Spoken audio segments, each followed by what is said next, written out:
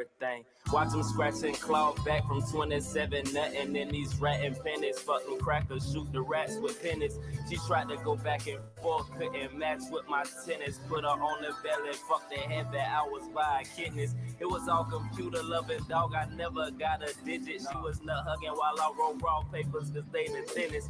Mission complete, eye contact only, super strategic. All about the money, let's damn man cook it. GM3 it, on 95 windows crack, letting the wind blow. Real life rap, no game. This ain't Nintendo. This the Genesis Dreamcast. That's the projection. Keep a pistol on my hip just for protection. All right, so good right here. Keep a pistol on my hip just for protection. It's straight. It's cool. This the Genesis Dreamcast. That's the projection. Real life raps, no game. This ain't Nintendo. On 95 windows crack, letting the wind blow. Rose gold runs and gushments, coasting, consuming candy. Saturday night cartoon shit. Elephant print all over my 85s. Kick back with the car and drive, floating around giving game. Only if she can get me paid. Slash the lane in the flash. 06 the Wayne Wade. Perfect picture for my listeners. Thomas Kincaid. I'm a smooth operator in paradise. She wanna bet on me, then it's time to blow my paradise. Rub and shake them up a little bit, then roll them out. We look gorgeous together, girl. I ain't pulling out. Like fuck a plan B if plan A is working. Master your mind if you wanna shine. Girl, fuck all that twerking, yeah. On 95 windows crack, letting the wind blow. Real life rap, no game. This ain't Nintendo. This the Genesis Dreamcast. That's a protection. No, that's a good point. Nigga said, why are you going live in the playoffs song? Keep a pistol on my hip just for protection. This the Genesis Playoff Dreamcast. song. Projection. Real Stars life live. rap, no game. This ain't Nintendo. On 95 windows crack, letting the wind blow. On 95 windows crack, letting the wind blow. On 95 with that sack, letting the wind blow.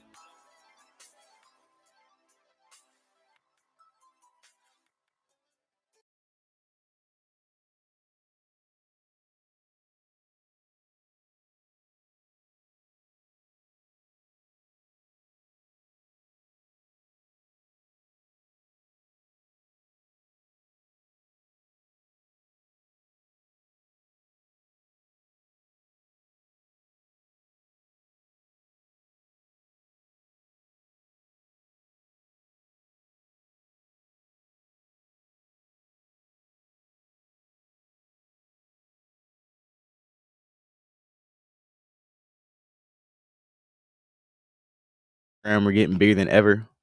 Consistent, always dropping content every day. Today we have a few topics. All right, really dope topics. One of the best topics we have today is the top 50 greatest hip hop runs of all time. We're gonna go down on that list. We also have Tennessee Republican Justin Jones bringing out a coffin to the Tennessee the House Republic, whatever. Legislative House. Mm-hmm. And we're gonna have some Tariq Sheet commentary with that. But we're gonna start the show with Jim Jones talking crazy about Pusha T. He's on this press run of dissing Pusha T. But before we do that, want to salute Don Philly 215 in the building. Salute Sco. Salute Google Me in the building. Make sure you like viewers. You got 5 people in here. That's what's up. Tap in. Like I said, a lot of people are live right now tonight, and we got a lot of playoff games going on. It's Friday night. People outside. So I salute you guys pulling up here, staying consistent because we're going to get this work done. But Jim Jones talking crazy about Pusha T, and I don't understand. Is he like trying to do like a nut hugging press run for Drake? Or is he, what did Pusha T do to him? Because obviously, they came up in the same era, you know what I'm saying? They had hits around the same time. Mm-hmm. Literally, I don't see why, like they never even crossed paths, so I don't even see what the issue is. So Pusha T is super active right now. Super active as far as like trying to get his music popping, and Jim Jones is super active trying to get his music popping. He's from that generation. He's still trying to get his just due off the hip hop game, and he's looking at all the admiration that old school acts get. And I think he just zeroed in on Pusha T and said, "Yo, I should be where at least Pusha T is minimum." That's what he's thinking now. And you know why he won't get there? Why? Because what pushed Pusha T over the limit, honestly, was Daytona. When you get the look of having a top tier producer like Kanye produce your record, right? Mm-hmm. Great. You have Kanye to produce the record. Now you have the spotlight, you have the platform to deliver if you make a good album. Mm-hmm. Jim Jones, I think he had a Heatmakers project, or he had a project with somebody a couple years ago, was dope, but it wasn't the Kanye dope, wasn't the Kanye spotlight. Like before Daytona, I feel like Pusha T and Jim Jones, to the casual rap fan, were like neck and neck as far as notoriety. I said casual, not to like niggas like us who can go down the catalog, right? The casual rap fan, they'll probably put Jim Jones over that. Me personally, I wouldn't before Daytona, but I can see before that album dropped, if you ask a bunch of people, they'll be like Jim Jones. But after Daytona, after he was Grammy nominated, after those records took off, I don't think Jim Jones. It highlighted the fact that Jim Jones never dropped a solo project as good as Daytona, and then following up with the Almost Dry, right? Mm-hmm. That was a hell of a follow up too, right? And a lot of this comes down to Jim Jones can't get in the same room that Pusha T can get in. He's wondering why. The album before Daytona was executive produced by Puff Daddy. King Push, The Darkness Before the Dawn, Prelude. That was produced by executive produced by Puff Daddy and had a whole bunch of The Dream production on that. The Dream is not stepping in no studio with Jim Jones. Because you know why? Because it's a difference between a MC and a rapper. Pusha T is an MC. Mm-hmm. He takes the craft seriously. Jim Jones is a rapper. Now he can get serious and craft really good bars. He's a quality rapper, but there's a difference. You see what I'm saying? Like it's a difference between an athlete and a gym rat. You see what I'm saying? You could just be athletic and get by. Mm-hmm. You're going to be a gym rat and perfect your craft. Mm. And I think we can acknowledge one without downing the other, right? Mm-hmm. Personally, objectively, that's how I feel. But at the same time, Jim Jones isn't on Pusha T's level. And for him to try to come at Pusha T is only going to make people highlight the fact that he's not on his level. Yeah. And you don't have any hip hop moments where, like, what did he do? Jim Jones never got to no real hip hop beef, like where niggas like knew what time it was. Jim Jones had other people write his bars, and he wouldn't dare come out against Drake because he would get straight clown for Pusha T to come pull the trigger on Drake. First to bait Drake out there, you know what I mean? Then Drake. Pull the trigger. This what happened. This what happened. Drake cut Jim Jones a check to go on this Pusha T slander campaign. That's what happened. That's what happened. You got to do the knowledge, bro. You ain't do the knowledge, did you? I just think it's simple as why I haven't got that Jay-Z feature yet. I'm with Rock Nation. I'm running behind Rock Nation like a little hungry puppy. Right. He ain't gonna get that feature though. And Jim Jones Pusha T got 2 Jay-Z features. Nah. And they bangers. And they bangers. Nah, he ready to hate. Got Ross features. Come on, man. Yeah. So I gotta give it to, you know what I'm saying? I don't know what he's doing, but we're gonna play the Breakfast Club audio, a little bit of it, so we can hear what he had to say. And even they were sitting up there, were like, bro, we're not gonna sit up here and diss Pusha T. Like, I hear you, but we're not about to do this shit. Yeah, but I don't think they were really giving the conversation no justice. I think they should have really put Jim Jones in his place. You think so? I believe so, bro. They just should have just let him know, bro. Like in hip hop, you lucky to even still be in a conversation, bro. You think so? For real. Jim Jones, I can't go that far, like he shouldn't be in the conversation, but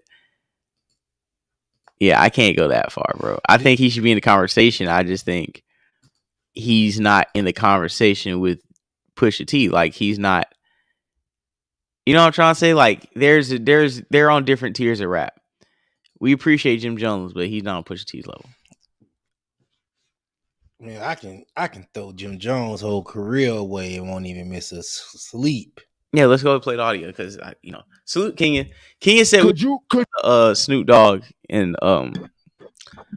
Tupac situation. She said she has some historical firsthand facts, but if you want to get down on that a little later, we definitely can. But I would like to hear her point of view from it. And when I've seen what she said, she had a good point of the thought that they were cool up until a certain point. So it was like they weren't cool the whole time, which was a narrative I don't think we were trying to paint, but I think it can be easily interpreted by what the recent events have been with Snoop Dogg capping on the internet. So let's go ahead and roll the Jim Jones clip. Could you rap 5 Pusha T records right now if they started playing? What do you mean rap? Like the hook? Like, could you sing them? Verse for verse, they came on like certain joints? Like no, sir. No, I'm on. saying could you rap? All right, could you rap 5 J verses if they came? Absolutely. Could you rap with 5 Drake verses if they came on? Nah. You lying. But I've never been a big Drake fan. You're lying because you work at radio. If 5 Drake records came on right now, you would be rapping them. You heard? Because they play on the radio all day. I know, absolutely. But to rap lyric to lyric like I could do Jay, I couldn't. But he's still dope. And he clipped. Jim started tapping his foot before he did that.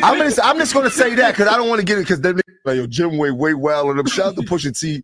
I love your soul, my dog. You did.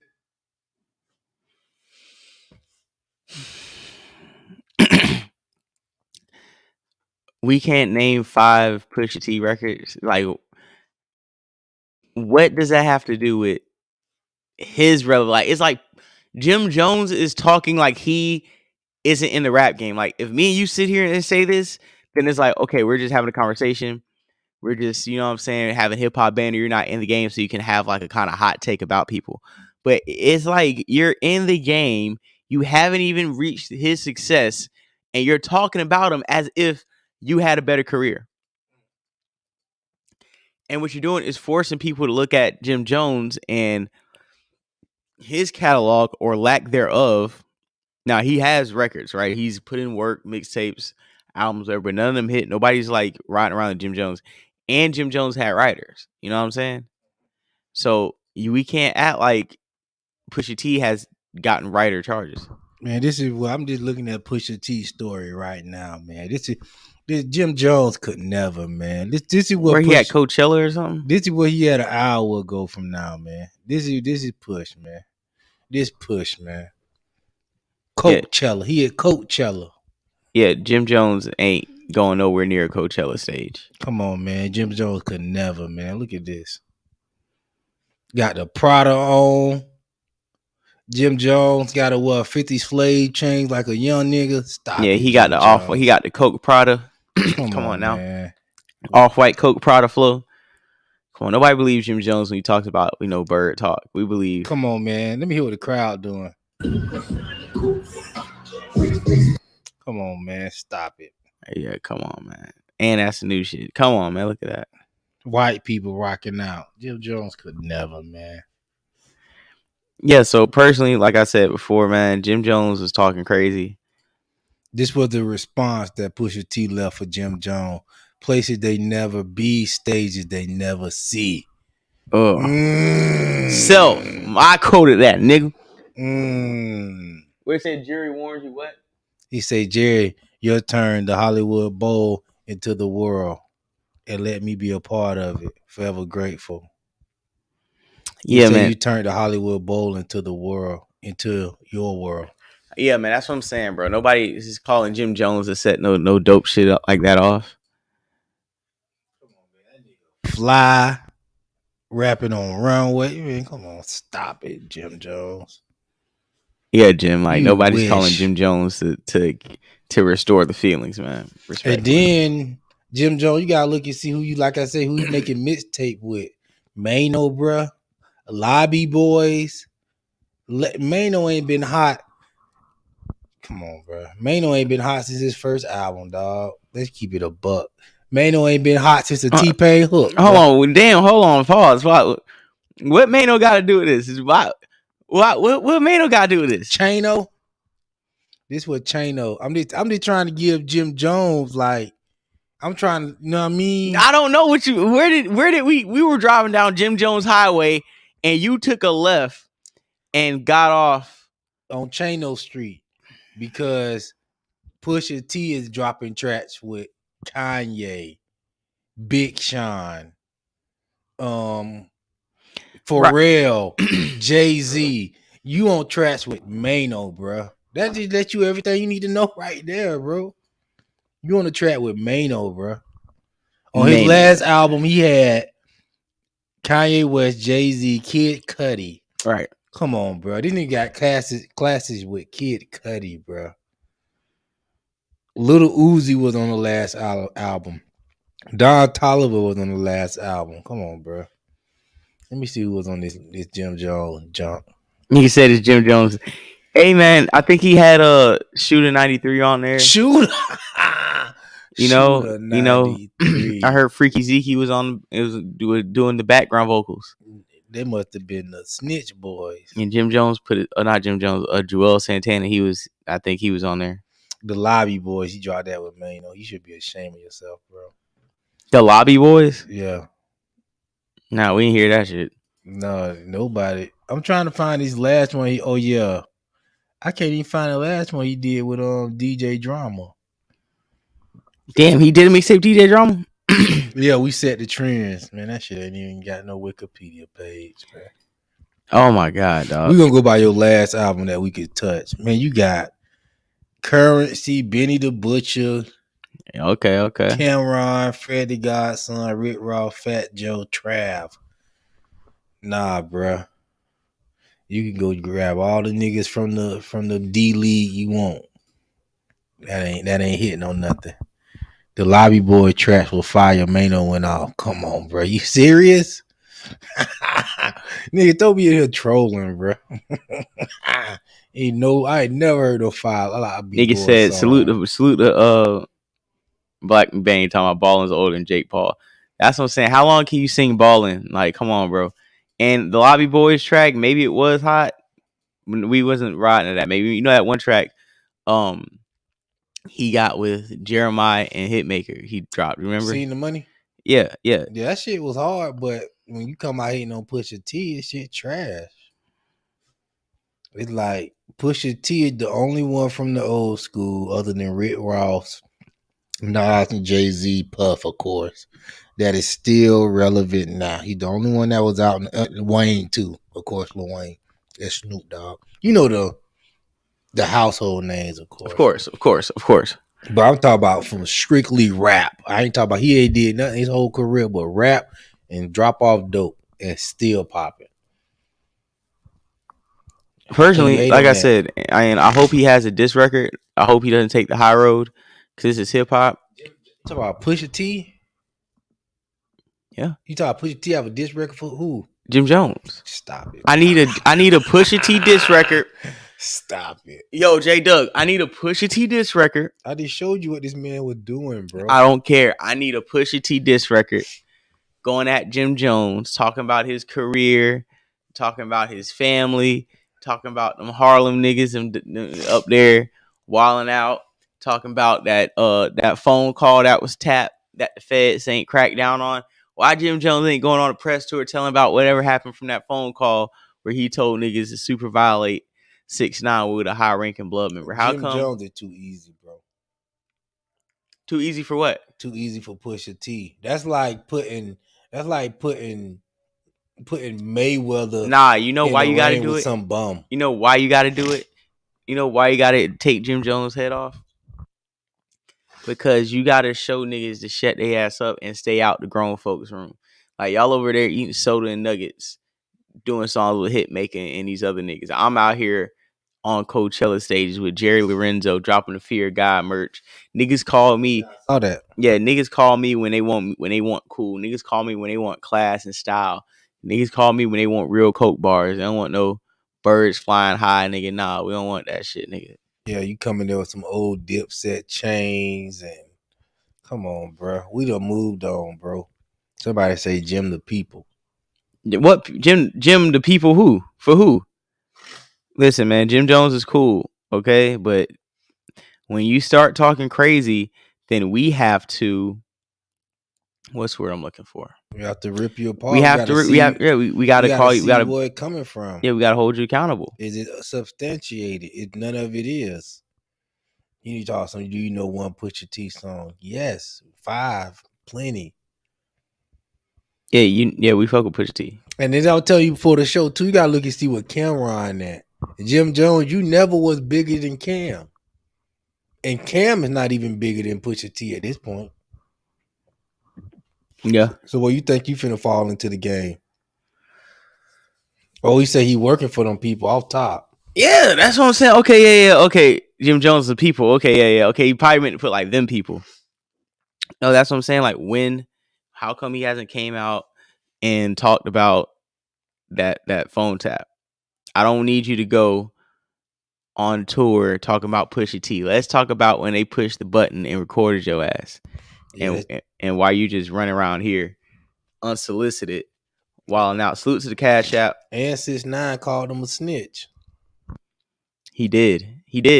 Salute to the Cash App. Got 2 Cash Apps. I'm gonna stop saying names on Cash Apps because niggas don't like me shouting out niggas individually. So if I don't say niggas names no more, niggas told me to stop saying their names. So yeah, salute to everybody Cash App for the $5 and $20 Cash App. Thank you guys.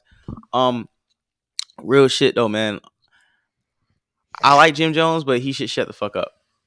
Well, he got started because it's like I was telling Florida Boy Jay before the show. He tried to bait Pusha T and NBA YoungBoy fans into beefing because he was there talking about, NBA YoungBoy better than Pusha T, but that didn't work. You know what I mean? Because normally NBA YoungBoy fans are like kids, so they'll go troll whoever. You know what I mean? Yeah, but it's like NBA YoungBoy fans ain't even like really troll. Like that was like a little era, bro. That's how I know Jim Jones an old nigga because like YoungBoy fans ain't even like trolling niggas like they used to on Twitter. So it's like, bro, like you're trying to invoke a fan base that kind of got older and moved on. So he was trying to get some by proxy fans, possibly even trying to get an NBA YoungBoy feature, but saw that wasn't gonna work. So then he went to the just straight hating, just like because NBA YoungBoy ain't even like a. That's what I'm looking for. A lyricist. Not him and Pusha T don't even have issues or beat. Like, why would he try to link up with y'all niggas? And Pusha T would get on the track with, YoungBoy get on the track with Pusha T way before he get on the track with Jim Jones, man. Come on, stop it. Yeah. That's a fact. And it'll be more believable. I can't even hear NBA YoungBoy and Jim Jones on the song. So you want to go to the next topic? Let's go to the next topic, man, because I don't want to talk about these old head dusty niggas. We're going to talk about 50 old head dusty niggas. I'm playing. It's a list. Salute to, I want to give him his props because he's an independent journalist, and I like to, give people credit when it's due and put you guys up on individuals. So this is from beatsandrhymeslist.com. Go to Beats and Rhymes on Twitter. Definitely does a lot of good trivial polls, a lot of good information. We're going to do the top 50 greatest rapper 5-year runs of all time. Personally, I don't agree with like 49 at all. I feel like I feel like after 49, the whole list could be thrown away, but I'm not going to disrespect it like that. But I definitely think the 49 should have moved up like 30 spots. So, number 50, we got Westside Gun. He said his run was from 2006 to 2020. Westside Gun. 2016. You said 2016 to 2020. Yeah. Westside Gun never had a run, unfortunately. Yeah, personally, no. And I like Westside Gun. And yeah, he had a. I ain't gonna cap. He had a little run. The Hitler Wears Hermes, Fly Guy. Yeah, it was a moment. 5 Westside Gun songs. Dog, we're not doing this, dog. Did not listen. Listen, Jim. Listen, J Doug / Jim Jones. Jim Jones. I can't name not one. All right. Hey, listen. If they ain't even gonna have 50 on that list, I'm playing. He's gonna be on the list. So yeah, number 49, Rick Ross, is disrespectful. How can you put 49? How can you put that run of Rick Ross from 08 to 2012 49th on that list? From 2008 to 2012, at a point in 2012, he was like the number one rapper in the game. How many rappers after Rick Ross was the number one rapper in the game during their run when we scroll down this list? So I'm going to say next person on this list. Yeah, I don't give Rick Ross that. Like I said, Rick Ross still on a one run. He's still on the wave. On top of that, let's go back up before we get to Freddie Gibbs. I'll say Rick Ross is still on the wave because at the end of the day, he dropped classic albums, multiple classic albums, and songs that still ring off to this day. There's no way you can put him at 49. He should be at least in the top 20. Next up, we have Freddie Gibbs. Freddie Gibbs never had a 5-year run. Nah, this was a run, but it's like for the fact that you put Ross so far back and trying to put Freddie Gibbs ahead of Ross is like contradicting the whole list to me. Because compared to Ross, Freddie Gibbs never been lit. That's what I'm saying. If you try to compare him to Ross, like, nah, there's no way.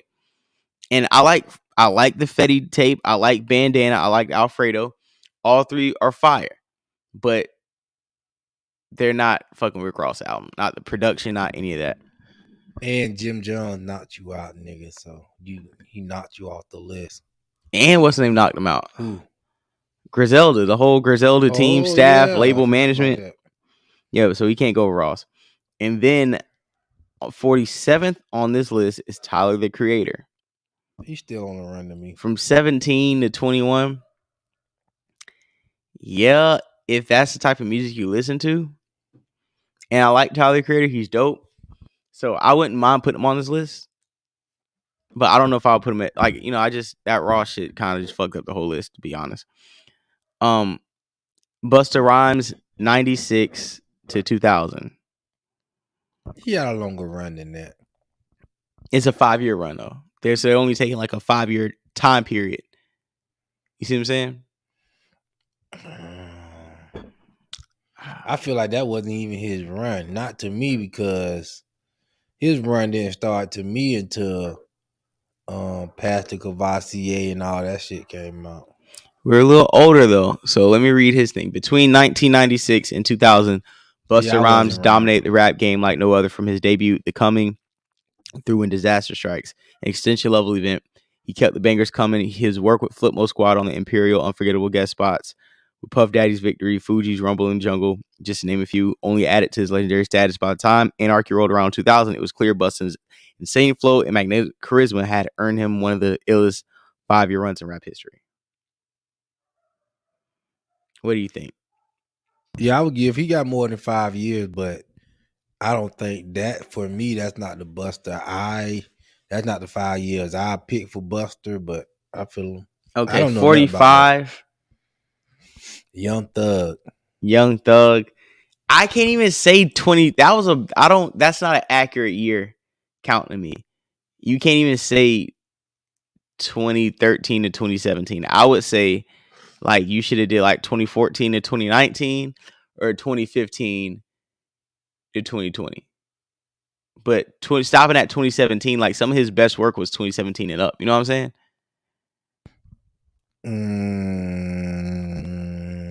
That was, I don't know. I think his run started right there at Slime Season. I don't know. Yeah, that might have been his run. I can't say it was 2013 because I don't know a lot of people who was on Young Thug in 2013, to be honest, bro.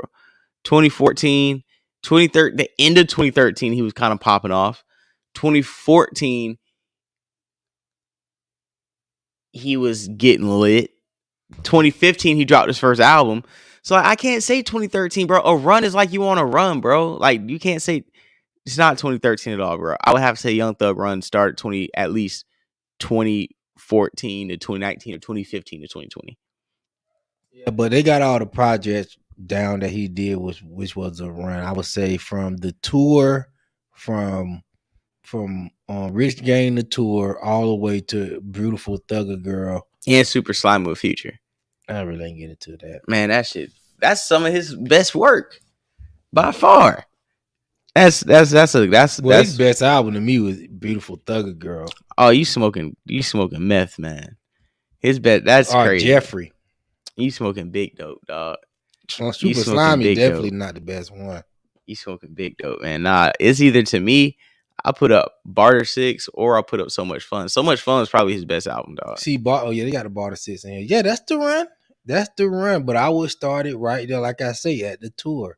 And then bring it on down to his best, Young Thug's best album. I don't know. I can't say it was Beautiful Thug Girls. Whatever his years is from the tour, whatever his years is from the tour on until So Much Fun was a run for him. And all right. So, oh my God, 44. Yo, somebody call Imran. Somebody call Imran, dog. Somebody call Rondo. Pops, call Rondo. They put J. Cole at 44, dog. And they sized this nigga saying it was from 2014 to 2018. Like, huh? What if maybe it was his best run? Maybe they're saying like this was his like peak run. Okay, so I can say that. Okay, yeah. I think this is the right era, but the wrong placement on this list. I feel like, yeah, So Much Fun was fire. The deluxe, So Much Fun Deluxe was fire. Is really that, and I'll probably say On the Run was fire. That oh yeah, On the Run probably. And that Slime Language. That was a perfect project. And that Slime Language with the whole the whole game. That was a perfect project too. Yeah. But that little 3-album run to me was like peak Thug to me. And he had Jeffrey and Thugger Girls like in that. Slime Life 2 was better than Slime Life 1 though. I ain't gonna lie. You saw the one that just dropped? Yeah. It's like yeah, because they had more records. But it didn't have. I know what I would say. This Slime Life 1 was a more cohesive project. To me, it was a better project to me because Slime Life 2 it had a lot of songs that I don't really go back to. They got a Jim Jones song on there too. Man, I was fucking with that Slime Life 2. And J. Cole, I like J. Cole. J. Cole got one classic to me, Forest Hill Drive.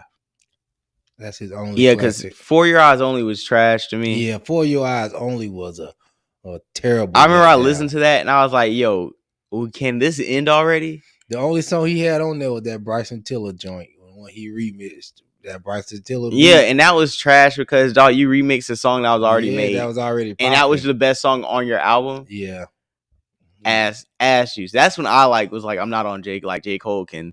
He's not on nobody's list anymore because if I can't even get through your album, it wasn't fire. KOD, I don't know what was popping on KOD, but KOD was a cool listen, but nobody went back to that shit.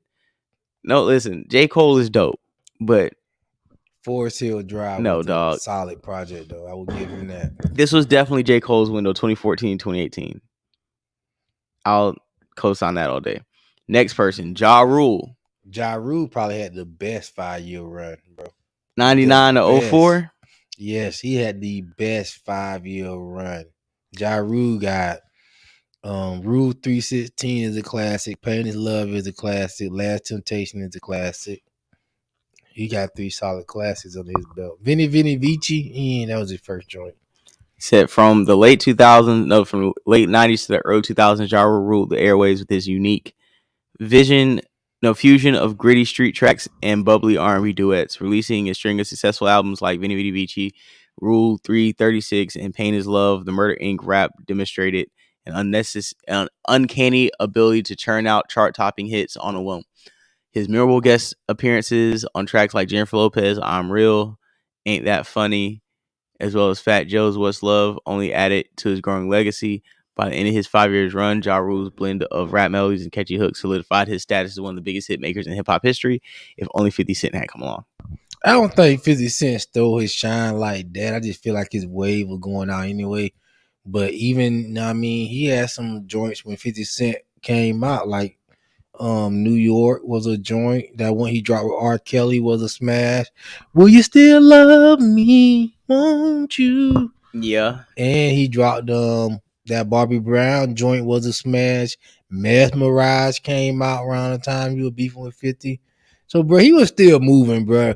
If you remember the times, he wasn't like Like Murder Inc. really did take a fall into that Fed case hit them. I feel like if that Fed case would have never hit them, they would have still been making hits, bro. I think 50 Cent just came at a convenient time when the Fed shit hit too, which made it look like 50 Cent winning. But 50 Cent was just new on the block.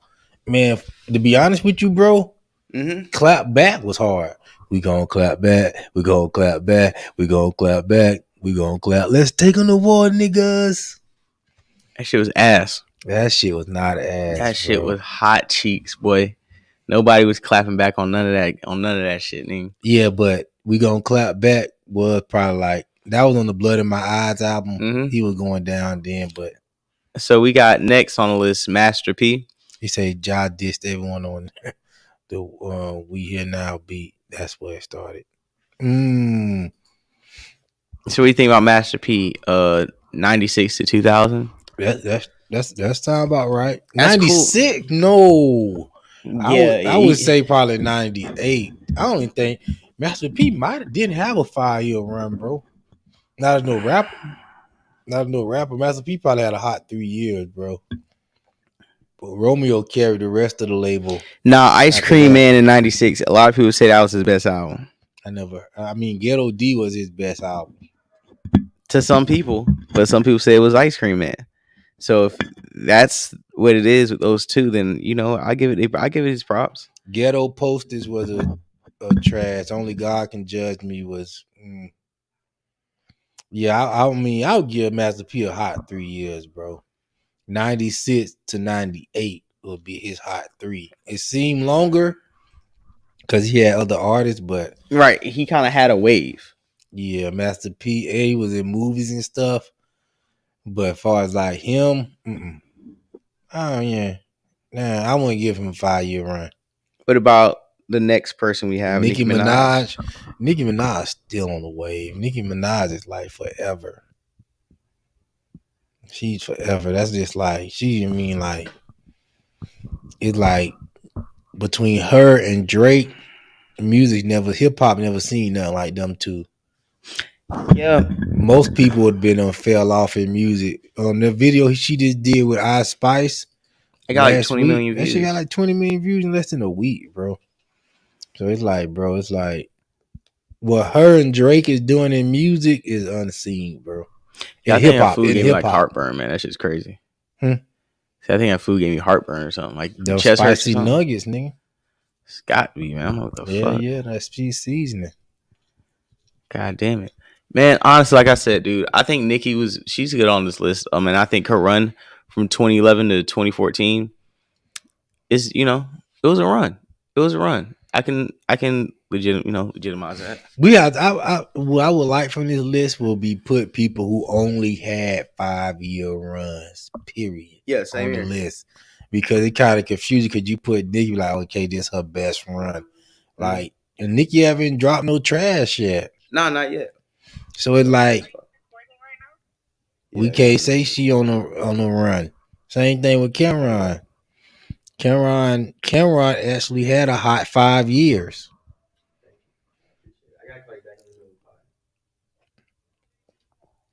And that's it. Anyway, so yeah, Nicki Minaj. She definitely should be on that list. I think she should be a little higher. But I'm cool with that. Number 40, we got Cameron. What do you think about Cameron on that list? He had an actually hot 5 years. That's all he had was a hot 5. It was hot as fuck though. Yeah, it was a hot 5. I like Cameron on that list. I have no problem with Cameron on that list. Juvenile actually had a hot 5 years. Nigga said Cameron had 2 years. Stop. Ooh. Oh my God. Stop capping, bro. Ooh. I don't know about 2 years. That's kind of a stretch because like they say right here, Purple Haze was still raw when that dropped. And you had all the Diplomat stuff that they were doing. Yeah. I like Cameron.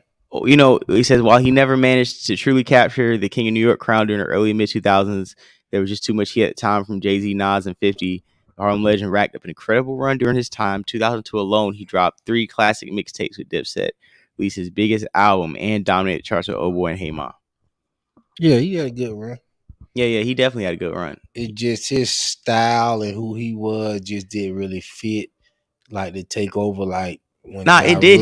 DMX and all them boys was there. It was a lot of I think he did. I think honestly, Cameron kind of like backed away from the game in a way. He kind of like chilled out. If you really look at it, it's not like Cameron fizzled out. He just was like, nigga, I'm about to do other shit. Cameron, he saw the writing on the wall. Yeah, you can say that. Because, I don't feel like he went out bad like a lot of niggas do. I feel like once that situation he had with Vlado or whatever that nigga name was, Vado. He was trying to put on, once that shit didn't work like he wanted it to, I think he just kind of like, man, fuck all these niggas. What about Juvenile? Juvenile actually had a good 5-year run. Yeah, 99 to the 03. That's great. I like that. Ooh, yeah. And I mean, he came back around like in 08 and dropped something that was cool. The reality check when he had the rodeo and all that on it. But I mean, that album was cool. But yeah, bro. When you really look at these runs, bro, like yo, rappers really, your career is really like 5 years run. Bro. Yeah. To make an impact. Unless you go into like Redman, he went into movies and stuff, so his music wasn't really probably like charting. But okay, Redman, that's cool. 38. Still don't think he's over Ross, but yeah, when you talk to rap fans about Redman, it's a general consensus that he's a dope MC, but I don't think most will know just how dope of rapper he is. Reggie is low-key the best rapper alive in the 90s, from his solo work to his collaborations with the EPMD. He always brought out the funk and destroyed every verse he spit. Yeah, I ain't got a problem with that. And you gotta understand too, a lot of people revitalized their career by joining groups. So when he got with Method Man, that was like another little run he had. Another little relevance. Run. Yeah. So okay, next we got. I don't know why Redman never was in the Wu-Tang Clan.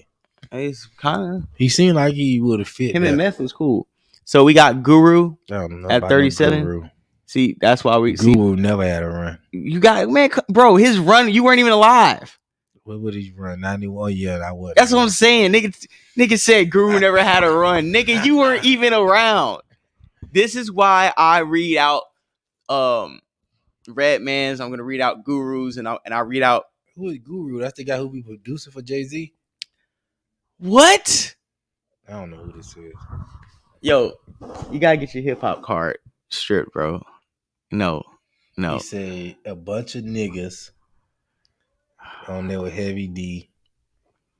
Listen, so I'm reading Guru's thing. Even while he was busy revolutionizing the East Coast rap scene alongside DJ Premier, back-to-back classics, Step Into the Arena, Daily Operation, Hard to Earn, Guru found time to pursue his solo career, dropped in 93. In between Gangstar's third and fourth album, Guru's Jazz and Taz Volume 1 was a milestone jazz rap that saw a Boston-born rapper collaborate with the likes of jazz greats like Donald Byrd, Lonnie Lawson Smith, Roy Ayers, Zachary something, and an incredible feat. Listen, okay. So all I'm saying is, I think this is the guy who produced for Jay-Z though. No, it's not. Guru's a different guy. Guru's dead. You talking about young Guru, producer Jay-Z. Oh, Guru is in the bosom of Abraham. Oh damn. Yes. This nigga's in the dirt. Yeah. So Q-Tip, 90 to 94. You can say that. I don't have a problem with that at all. I don't know about no Q-Tip. What you mean? What Tribe Called Quest?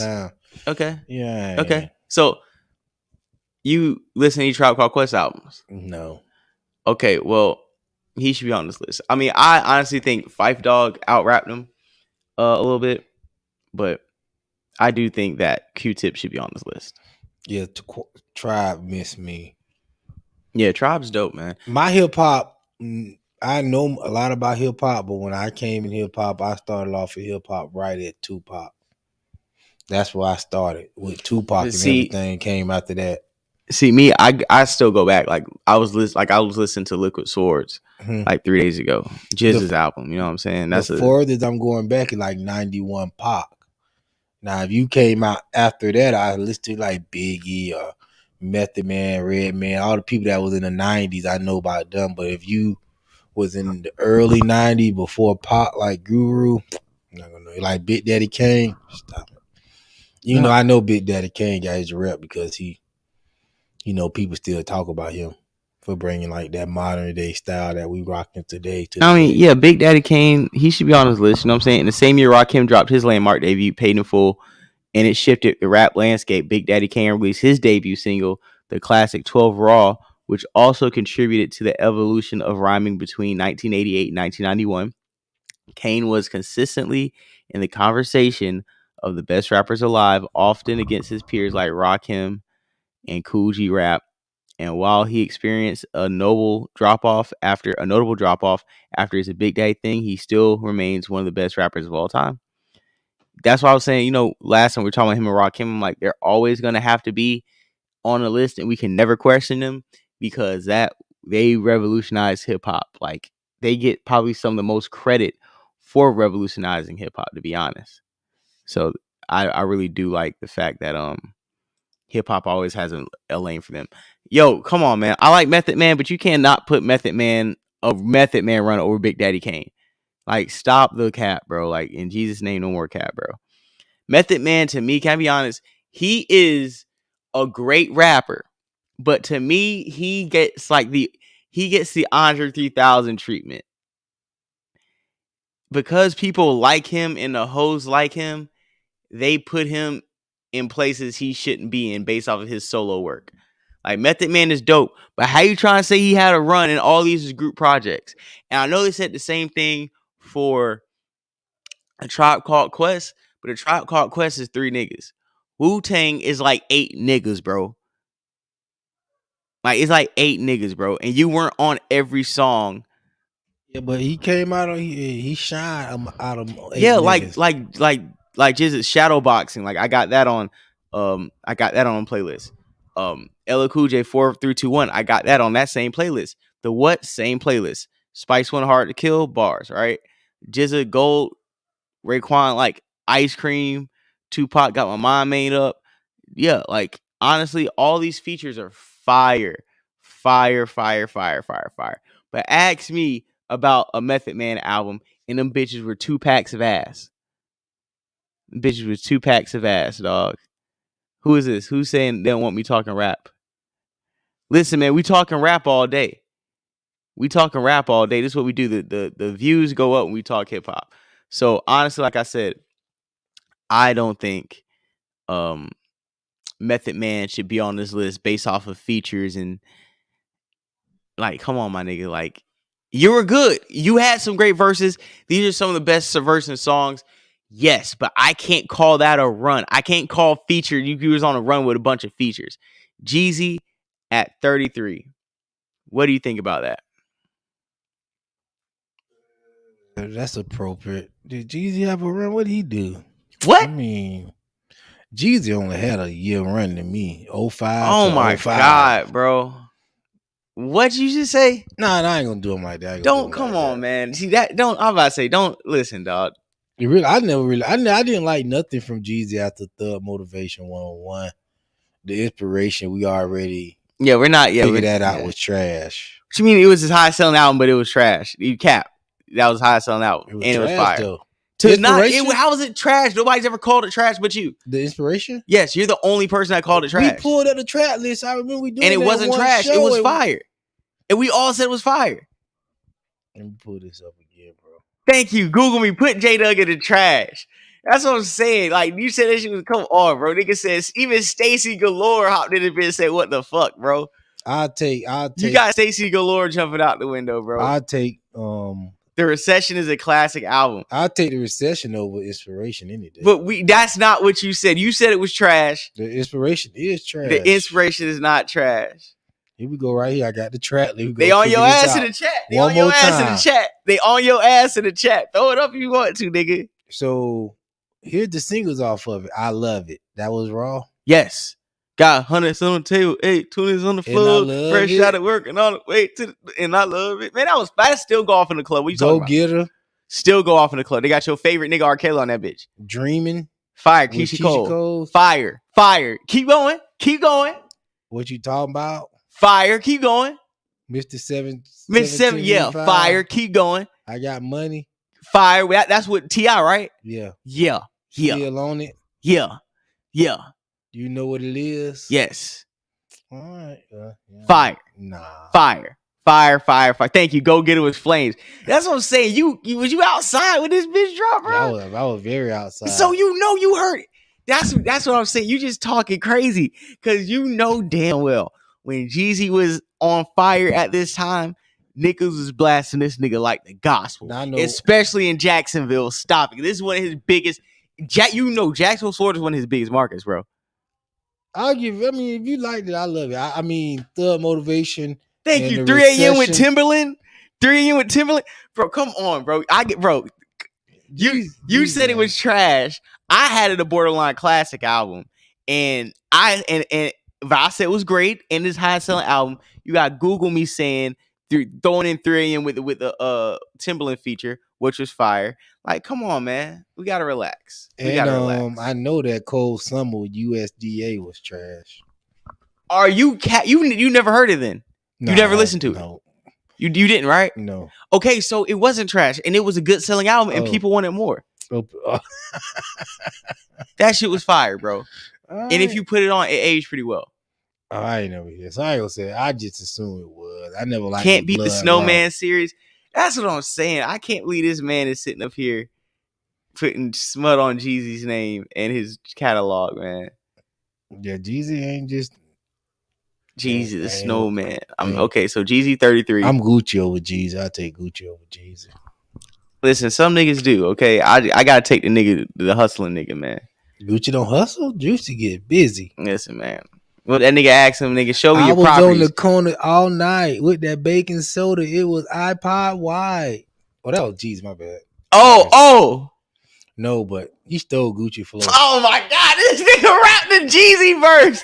Thought it was Gucci. Corrected himself and said, "Well, he stole Gucci flow anyway." Gucci flow. Dog, J-Dog. We ain't even drinking tonight, man. He stole Gucci flow. We ain't even bust out no liquor. We're doing a sober show, and this nigga busted around and said this motherfucking bullshit. Nelly. How do you feel about Nelly? That Nelly had one of the best runs in hip hop. Yeah, Nelly had one of the best runs in hip hop. 2 classic albums, for Country sure. Grammar, Nellyville. Yes. Ooh, Nelly really only had probably a 10-year run. Is a 5-year run for Nelly is a stretch. Nelly may only had. Now look at the numbers, cause Sweat and Suit. That was towards the end of his run, but that still did it. He still ran with Sweat and Suit. And it was over with. Bad then, but yeah. With Grills, come on, man. After Sweat and Suit, it was over with. But he did have 2004. Nelly was so hot in 2004. Bro, think about it. Country Grammar went from like 99 to 2001. Nellyville went from like 22 to 2002, 2003. Like by the time Nellyville was like coming out of rotation, Sweat and Suit dropped. That's one thing about Nelly. We look at these records and we're like, damn, he only dropped that little amount of work in that time. But you gotta understand, those albums are so big. Both his first 2 albums had like 2.5-year runs each before the next one dropped. That's unheard of in music to this day. You know what I'm saying? I'll give it to Nelly, but those singles he had were crazy. He had some of the biggest like couldn't miss singles. Nelly, I'm gonna give you a 4-year run. That's all they giving him, a 4-year run. Nah, see, Nelly, you shouldn't even made the list, bro, because you didn't even have a 5-year run. That's kind of sad. So? They said that right there on the list. They say 2000 to 2004 was his run. That's not 5 years. Nelly, you kind of... Why did Nelly fall off so hard, bro? Because he was like the shit. Like, Nelly was like... You know why I think... Only niggas moving units, Pimp Juice and us. I think Nelly, to be honest, I think he suffered from like the Big Daddy Kane thing. Where you try to, and like the same thing with Plies in a way, where niggas try to get too much in their sexy bag and forget they MCs and rappers. Like you drop Dilemma, then you trying to drop Suit. Like you trying to, you know what it is? It's crazy. It's like niggas trying to do Drake before Drake and it don't go over. He paid too much, but Drake he had an R&B lane. Yeah, and it was different because Nelly came out rapping. Like Nelly didn't come in singing about the hoes. So it's like when you're trying to go in that lane, especially this point in hip hop, niggas wasn't jacking it because around this time, like I said, you already got Jaquan. with the St. Louis wave. You already got Chingy with the St. Louis wave around 04. So it was like, and then you still, even though, you know, you're not battling with Ludacris, but you and Ludacris kind of fighting for real estate at the same time. So it was a lot of Nelly-esque music in the fold. And you know, Murphy Lee was hot. Niggas suppressed Murphy Lee's flow because Murphy Lee could have popped off too. And I just feel like with Nelly, he wasn't needed in hip hop when he was fizzling out. It was a lot more Nelly-esque people coming around. And Nelly, I would have probably thought and Nelly would have never fell off if you would have asked me back then. That was so, yeah, but Nelly, you didn't have a 5-year run. But you dropped some hits in them years, so you should. All right, who's next on the list? Kool G Rap, I don't know nothing about him. Oh, well, he should be on the list because Kool G Rap is one of the best rappers in the history of hip hop. Kool G Rap, if you name me your favorite rapper and Kool G Rap is smoking that nigga fucking boots today. But why he don't even got 5 years? He only got 4 years up there. No, 88, 89, 90, 91, 92. It's 5. And then you know why Kool G Rap? You know why Kool G Rap, like, he should be on this list? Because my favorite Kool G Rap album ain't even on this list. And my favorite Kool G Rap album is the one with Fast Life. Fast Life. Kool G Rap still alive? Yeah, he just dropped an album probably a couple years ago. Kool G Rap still rapping, and he'll still out-rap favorite rapper. Kool G Rap is so fire. Like I said, my favorite Kool G Rap album dropped 3 years after this run. You see what I'm saying? The only time I heard about Kool G Rap was when Superhead mentioned him. I think we were married or something crazy. One of them. Yeah, okay. Off the strength of his verse on the Symphony alone, Kool G Rap established himself as one of the most fearsome MCs of the 80s. While Rakim and Kane are usually touted as the figureheads of lyrical rap from that era, G-Rap was always lurking in the shadows, waiting to completely shred a verse apart. During his run in the late 80s to early 90s, G-Rap transformed a relentless queen spitter into one of the most influential rappers of all time. Legends like Nas, Biggie, and Jay-Z, Raekwon, Ghostface are all cut from the Kool G Rap mafioso cloth. Exactly. That's what I'm trying to tell you. Kool G Rap is that motherfucking. Thank you. Black McCain just said it. He just said, that's why I fuck with Black McCain. And like what he just said, Fast Life, Nas, and bro, going back, that was lyrical warfare right there. Like you need to duck your head and find cover when you put on Fast Life. It's the bars going back and forth, top tier rapping, fun beat. They flipped that only you can make me happy. They flipped that beat. Who? Kool G Rap and Nas. Nas on Fast Life. Okay, because I know. Chef ain't wishing. Kevin, y'all dreams is getting clean. Hey man, listen, y'all need to quit playing my nigga. Okay, Bun B, 05 to 9. Yeah, you can give Bun B a run from 2005, 2009, but I don't know. I remember like a year old Bun B was on everybody's shit. Yeah. I can put Pimp C was when he first got locked up. He was on everybody's song, Free the Pimp, Free the Pimp, Free the Pimp. Yeah, Trill, Underground Kings, 2 Trill. Yeah, 2 Trill was good. 2 Trill was good. I remember 2 Trill. Y'all took me back 2008. Yeah. I could say that. Yeah, his climax. Yeah, he was on Give Me That with Webby. That was a classic. Gangsta Party. That was a classic. Yeah, that was Yo Gotti first joint. Yep. Front Back. That was fire with T.I. Yeah. So he got Yo Gotti popping. Yeah. Drake Uptown. Oh yeah, I remember that. Yeah, Drake was on him hard when he came out. Okay. I Choose You, International Players Anthem. Yeah. That was the climax. Yeah, Bun B had a run. Okay, hey, now we're going to my guy. Listen, if somebody asks me who's my most listened to rapper of 2023, is this guy right here. This is my favorite rapper right now. I cannot stop listening to enough Ghostface. Ghostface Killer. I've been listening to this nigga like every day. I literally listen to this nigga every day. I gotta find some Ghostface. Okay. Yeah, I'm with you too. No, why is Bumpy over Jeezy? That's what I'm saying. Hey, but at this point, I'm not really going to debate the list. I just want to go down a list and then, have a conversation about it. I think that's more fruitful than trying to debate the rankings. It's more of a appreciation right now. And for appreciation of Beats and Rhymes list, salute the beatsandrhymeslist.com. If you want to find the list, we're going to put a link in the description. But Ghostface, right? Iron Man Wu-Tang Forever, Wu-Tang Clan, Supreme Clientele, and the W with the Wu. You still got to put. I got to put him on Only Built for Cuban Links. But that was a 95, right? So you can't really add Only Built from Cuban Links because that was a 95, and Supreme Clientele dropped in 2000. So he's pretty much giving the solo album nod instead of the feature album nod, which is cool. You know what I'm saying? I'm cool with that. After turning into a star and making performance on Only Built for Cuban Links, Ghostface followed it up with the classic Iron Man split, the greatest Wu-Tang verse of all time on Impossible, according to RZA anyway, and dropped the first great rap album of the new millennium with Supreme Clientele, which I still listen to today. That's what we listened to on the way home. Ghost had previously showcased his abstract off-wall rhyming style on early records, but on his sophomore album, he took it to a whole new dimension, resulting in one of the greatest Wu albums ever. Okay, I'll agree. And here go y'all boy. Oh my God. First of all, he should not be ahead of Ghostface. And this is why I hate it. How you put this man over a Ghostface Killer? But it's cool. Andre, I mean, Ghostface wish he sold as many records as Andre 3000. And listen, my thing is like this. I'm not saying Andre 3000 is trash. On top of the fact, if you're gonna count the Outkast era Andre 3000, yeah, cool. We can do that. I can count ATL as cool. Now, like Andre 3000 is one of the best rappers, but as far as like catalog and longevity, can't put him there. And saying you're one of the best rappers, I didn't say you like your top 10. Definitely top 25, top 30, but you know, like where he is in this list 28. If somebody said Andre 3000 is the 28 best rapper alive, I'll be cool. But just like my dog said, he didn't do it. Andre didn't do it himself. Like, why is he on this list and we ain't gonna have Big Boy on this list? You see what I'm saying?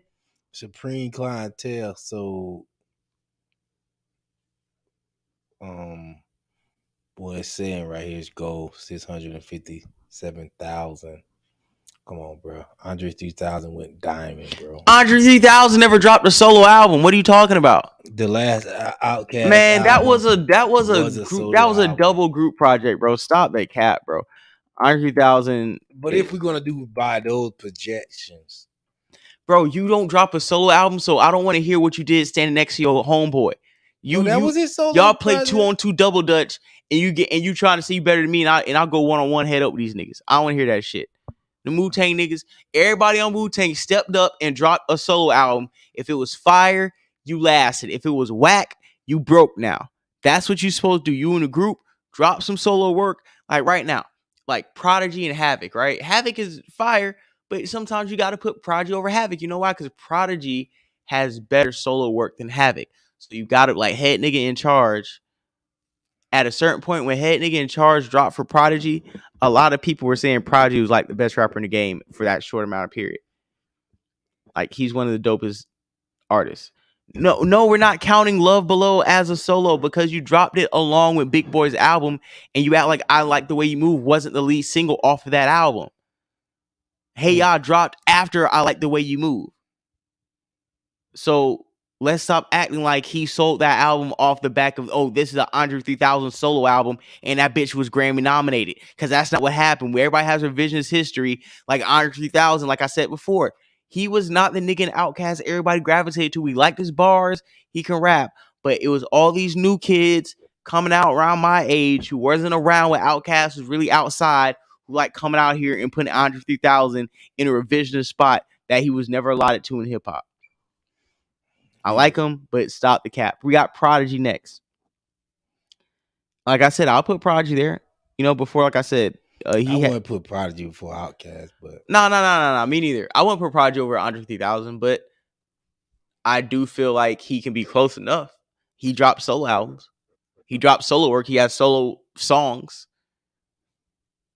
So, you know, if he's over him, I can't argue because he actually dropped solo. He kind of followed the criteria with that one. He did solo work, so you got to put him over there. Yeah, but they not even counting his solo work as his run.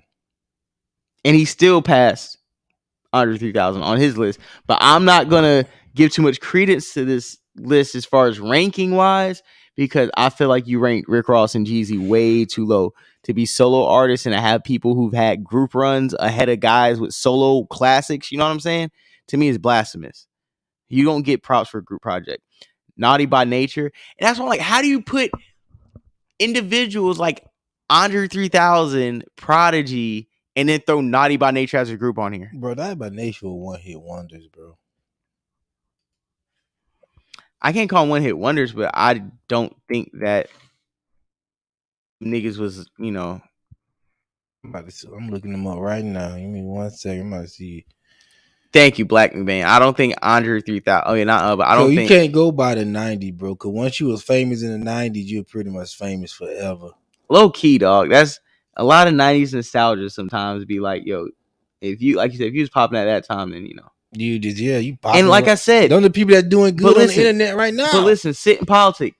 This is why I be giving Andre so much slack, because it's like, dude, you sit here and you put Andre 3000 at 28 ahead of Ghostface with no solo work, and then you slap a whole group, and then you put Prodigy, no Havoc. You don't put Mobb Deep and Outkast run. You say Naughty by Nature had a bigger run than Mobb Deep and Outkast. Naughty by Nature was one-hit wonder, bro. They had 2 hits: Hip Hop Parade and OPP, bro. And Feel My Flow now. That shit charted 17 on the US 100s. We could say that.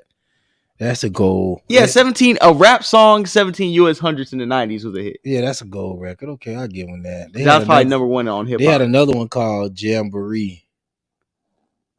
No, Outkast run can be top, but I'm not gonna put Naughty by Nature over Outkast. You know what I'm saying? After Naughty by Nature, Missy Elliott at 25, we're cracking the top 25, 97 to 2001. Yeah, I'm cool with that. I'm cool with that too. She had a 5-year run. Sadly, I feel like she could have had a longer run. She did. Her run honestly is from 97 to 90 to. Her run is from 1997 to 2005 to me. No, what's that one album she dropped? Under Construction? Yeah. Yeah, that was 2003. Hot. And then she dropped, that song with Sierra and Fat Man Scoop? Yeah. Yeah, that was 2005. Yeah, so honestly, she still was hot there. So she had she was hot from 98 to 2005. And she had Right, that's like I said. So she got a 5-year, but this is just a 5-year run. Oh yeah, she had a longer. That I wouldn't even give her the. But listen, but you got to remember, they're not saying all these artists only ran for 5 years. They're just picking a time period. That wasn't her time period. Her time period was probably like from 2000 to 05. Nah, bro. Nah. Let me look up Missy Elliott. Nah, bro. Super Duper Fly, Can't Stand the Rain, bro. You gotta start it from there. You gotta start it from Why You All in My Grill with Big Boy, Hot Boy with Nas. Come on, bro. And like I said, the feature record, Can We with SWV, Lil Kim, Not Tonight, Total What About Us, Timbaland, Magoo, Up Jumps the Boogie. Like, she had Is That Your Chick? Like, come on, bro. I would start her off at. You got to start her off at the first, bro, because she was. I would start her off at Hot Boys, and after Hot Boy, Get Your Freak On, 1 Minute Man, Take Me, Work It, Gossip Folks, Fighting Temptation around that time, Past That Dutch, that was 03, Lose Control 05. And that's what she stopped. Yeah, I'll give her best run with 2000 to right there where Hot Boys drop on down, bro. Hot Boy was her first platinum record too, because I Can't Stand the Rain. Thank you. Wasn't platinum. And Matt producer credits and writer credits, dog. Like her pen game might be harder than her fucking discography. Oh no, for sure. But I'm telling you, her run wasn't in 97. Her run didn't start to 2000. Nah, that's cap. That's cap. I'm just telling you about the charts. I know by the charts, but that's when her we can't run by the charts. You got to low key think about the impact. Like that, I Can't Stand the Rain video, bro, with the trash bag was iconic, bro. But you got to the Sock It To Me video. With the Mega Man shit with the I Brat. Can't Stand the Rain. If you remember around that time, that video wasn't that popular. That shit came back. No, it was. That shit came back round like when she was started getting hot. What are you talking about? When she started getting hot, like round Get Your Freak On, they started playing that I Can't Stand the Rain video even more around that time. And that's when it really got heated up. At the time when it dropped, it wasn't the shit. When she got hot, and they started showing that video. Remember back on all the throwback video shows? Yeah. Back in the day, they used to always show I Can't Stand the Rain. I Can't Stand the Rain. Niggas said Black McVane said all them videos were sucking up airtime on the box. I'm telling you. Yo, hey man, listen. Hey, I'll say this. I'm happy that they put her over Nicki Minaj. I'm happy that because honestly, there not a lot of people like to put her over Nicki Minaj, but to me, she's the best. She's my favorite female rapper of all time. I want to give her that, but she. No, I didn't say she. No, she's mine. Yeah, I respect that, but yeah, because I grew up in her era. Like for like some of the kids who were like, I grew up in her era too. Yeah, but I would give her the best female song creative. She definitely the best hip hop producer, but I wouldn't give her. Honestly, I wouldn't put her over Nicki. Oh yeah, bro. Honestly, I don't even put her in this. I don't even put her in a rapper category. I put Missy Elliott on the Mount Rushmore category next to Dr. Dre, Kanye West, Pharrell, Timbaland. I thought we're missing one more like rapper, like super producer. Puff. Not even Puff. Swiss. Not even Swiss. Dr. Dre, Kanye, Missy Elliott, Pharrell. Those are only four. And Timbaland. Timbaland, and I'll say JD. Yeah, I put those JD. Are probably the only 5-6 people that were rappers, producers, songwriters, and blew up on all three. Like they're artists on their own. They produced classics and wrote classics for other people. And that's a short list because it's really only a good 6 people who can actually do all three. So that's why I got to give her props on that list. Next, Ludacris. Ludacris had a good run. Back for the first time was fire. Yeah, I think that's about the stint of his run. I think he got another one after 05, but yeah. I won't call any of these like classics, but very good songs, very good records. Yeah, I just can't call them classics. Well, he got classic singles, but those albums not classics. And the album sales are through the roof for all those. Remember we looked that one time, and his were crushing. Just for the single, man. I used to buy Ludacris because you just always have about 3 or 4 hard singles on there, so you can buy the album. And then the album cuts were fire too. And the album, he had classic album cuts. I never got into his files. Think who let these hoes in my room? I never got into his files. That Blueberry Yum Yum. I never was able to listen to a whole Ludacris album, bro. Oh man, I'm gonna be honest. Ludacris used to have some of the most enjoyable albums with the skits, a little funny shit in between, the bars. Ludacris, honestly, especially Word of Mouth. Word of Mouth was the best album. Word of Mouth, Chicken and Beer, Back for the First Time, Red Light District. Yeah. Ludacris definitely had a fire run. He was one of my favorite rappers back in the day, man. Never got into Ludacris files, but and Ludacris, I feel like too, he didn't really fall off. Ludacris just ran his course in the game. Like if you compare him to Nelly, look, him and Nelly started the run as they got the same run, right? Mm-hmm. But if you look at Ludacris run versus Nelly run, you would say like Ludacris outran Nelly. Because thinking about it, after 05, 06, 07, Nelly was going kind of down, and Ludacris still like he won a Grammy in 08, 07. So I got to give Ludacris, Yeah, he had a slower projectile. I mean, Nelly did shot out the roof, but I'm pretty sure Nelly get more money in music. Hey, you see the GOAT? Who? You see the GOAT? Bro. On the screen, it's the GOAT. Oh, Future. The Wizard. Ahead of Thug, ahead of Andre 3000 and all these other bum ass niggas, professional hoe ass niggas. Can't get past the Wizard. Fuck is wrong with y'all? This is the whole style and the whole wave. This is what you niggas walk to and talk to, okay? You wouldn't be getting no hoes was for the goddamn Wizard. Okay. Yeah, Future definitely is on a crazy run too, along with Drake. Yeah, honest. Probably more than Drake because he dropped more music. Bro, nobody on this list outside of Lil Wayne is gonna have a long enough list of notable releases. We got Honest, Monster, Beast Mode, 56 Nights, DS2, What a Time to Be Alive, Evil, Future, Hendrix, Super Slime with Thug, Beast Mode 2, World on Drugs. I got off Future after Evolve. It's not nothing against him, but it just like Future Run. Hey, yeah, Future Run still going. Hey, look at that nigga saying 23 is disrespectful. It is. Future should be in the top 5 of runs in hip hop because that's the reason why Future is Future, because he had, especially that 2015, is a top 3 run in hip hop. I'll put that run with Wayne's. To me, it's a top. It's a top 2. It's a 3. I'll put 02 50 Cent, 07 Wayne, and 2015 Future. Those are the 3 hottest runs I ever seen a nigga have straight off the streets. Like, we ain't even dropping no albums. We ain't even dropping no radio hits. We put music straight on the block, and we gonna change the game from the street, nigga.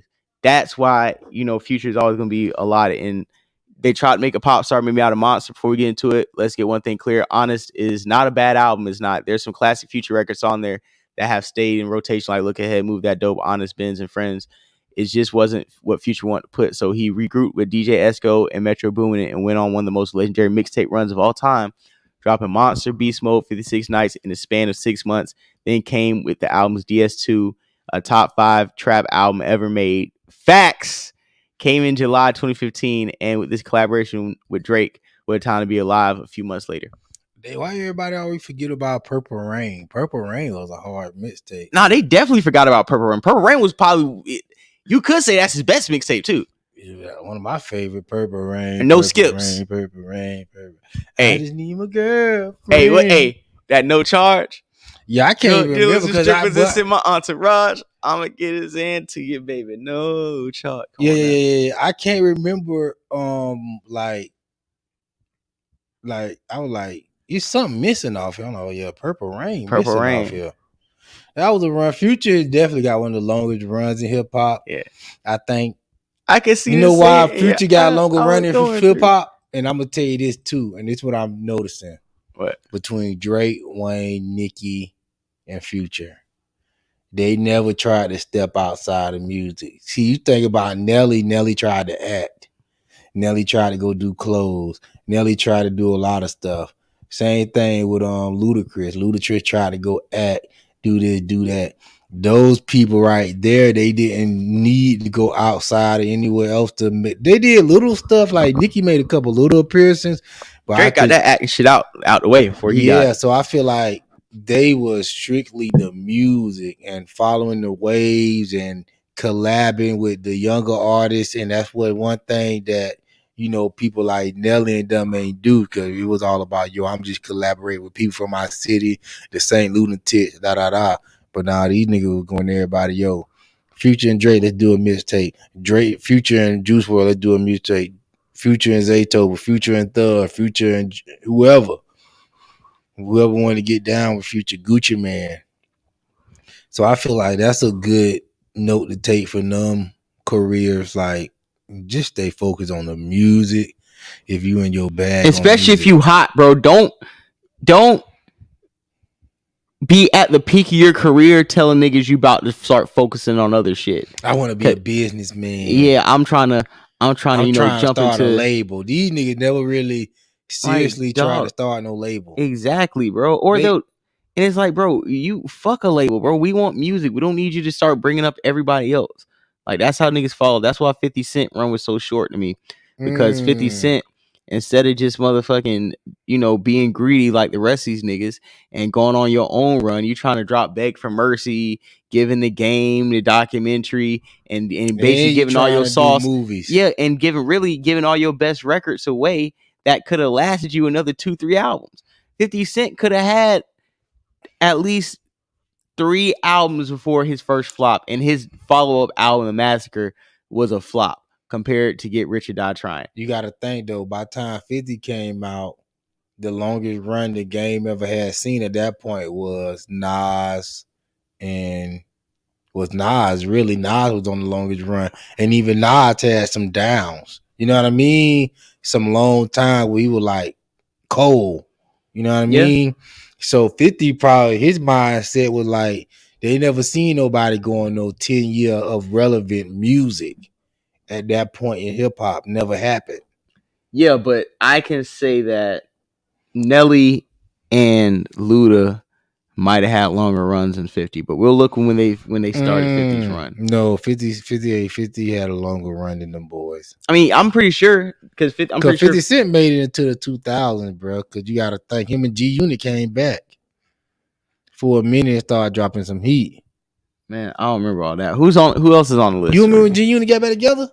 Very rarely, dog. Like I don't. Chuck D. I don't know about nothing about Chuck D. Chuck D definitely has to be on this list because it's before our time. But Chuck D definitely inspired a lot of this conscious hip hop and really like pushed the genre forward and just really woke a lot of people up. Chuck D low key might be up there like the Malcolm X and Martin Luther King's and a lot of the black activists as far as the influence he had over the conscious mind. Mm-hmm. As the story goes, after dropping their debut album Yo Bummer Show 1987 and hitting the road with LL Cool J, Eric B, and Rakim, Chuck D heard I Know I Got Soul and thought it was the best fucking record he heard in his life. And the accompanying takes millions to hold nation back. Didn't stop there. Public Enemy's subsequent releases, Fear of the Black Planet, Apocalypse 91, The Enemy Strikes Back, marked quite possibly the greatest album run by a hip hop group ever, right up there with Outkast and Tribe Called Quest. Got good points, so you got to put them there. KRS-One, I'm not big on his catalog. Like I've heard a lot of his songs, and he can rap. A lot of his stuff did age good. So if older people want to put him up on there, like I said, I'm not too versed in his catalog, but I do know a handful of songs, and I don't have a problem with that. What about you, J Doug? You got a problem with him being up on there? Who KRS-One? Yeah. Nah, not really, because I don't know too much about him. I just heard the bridge is, what they call it? The bridge is over? Yeah, the bridge is over this year. The bridge is over. The bridge is over. Yeah. That should be cool. Well, yeah, salute to the old heads. I can't object of a thing. I ain't just learned about KRS-One, but like I say, my history of hip hop started in 91. That's when I got active in hip hop. Far updated on the sound of music. After 91, I really didn't like the sound of music. You didn't? Not of hip hop. It's no old school. I don't like nothing from NWA from around that time. I could listen to it and say it's cool, but I can't bump none of that stuff. All right. So at the 20, we're cracking the top 20. We have Bone Thugs and Harmony. They had a hell of a run. They sold some hell of a lot of records too. Bone Thugs and Harmony, I like that. But this is my problem once again.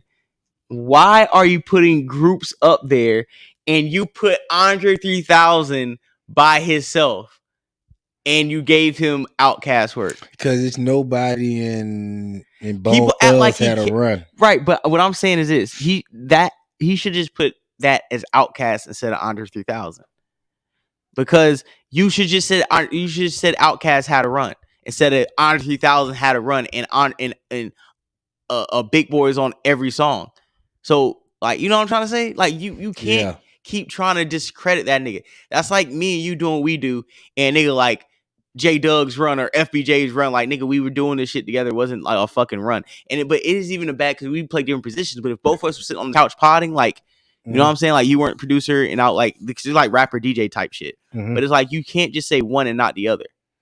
Yeah, I feel you, but yeah, that is a little weird. I will say that. That is weird the way they do that. I don't know why they do it like that. But I don't know why people look at Dre as better than Big Boy. Far, it's like they act like this nigga was carrying. They act like Andre 3000 was Busta Rhymes and that nigga Big Boy was Spliff. Just jumping around, hyping that nigga up or something. Because, like I say, the stuff that Big Boy put out solo was like, it wasn't like nothing to be impressed about. If Big Boy would have put out something without Andre, and niggas would have been like, yo, this the next best thing next to, Illmatic, then people would say Big Boy, but Big Boy never did that. And Andre he brought something different to the game. Stand out. We're going to read Bone Thugs. Because we'll be all day at this nigga Andre. From 94 to 98, Bone Thugs and Harmony revolutionary rap style captivated the hip-hop world with their innovative blend of harmonizing vocals, rapid-fire rhymes, and mesmerizing flows. It all began with their debut album, Creeping on the Come Up, which showcased their unique sound on the breakout hit Thuggish Records Bone. With the release of their second album, East 1999 Internal, the group soared to new heights, achieving multi-platinum success and earning a Grammy for their emotional tribute to mentor Easy Crossroads. Our other hit, First of the Month, in East 1999, cemented their place as legends in the rap game. In 1997, The Art of War continue to showcase their evolutions while they grace tracks alongside legends like Biggie and Tupac, Master P. Yep.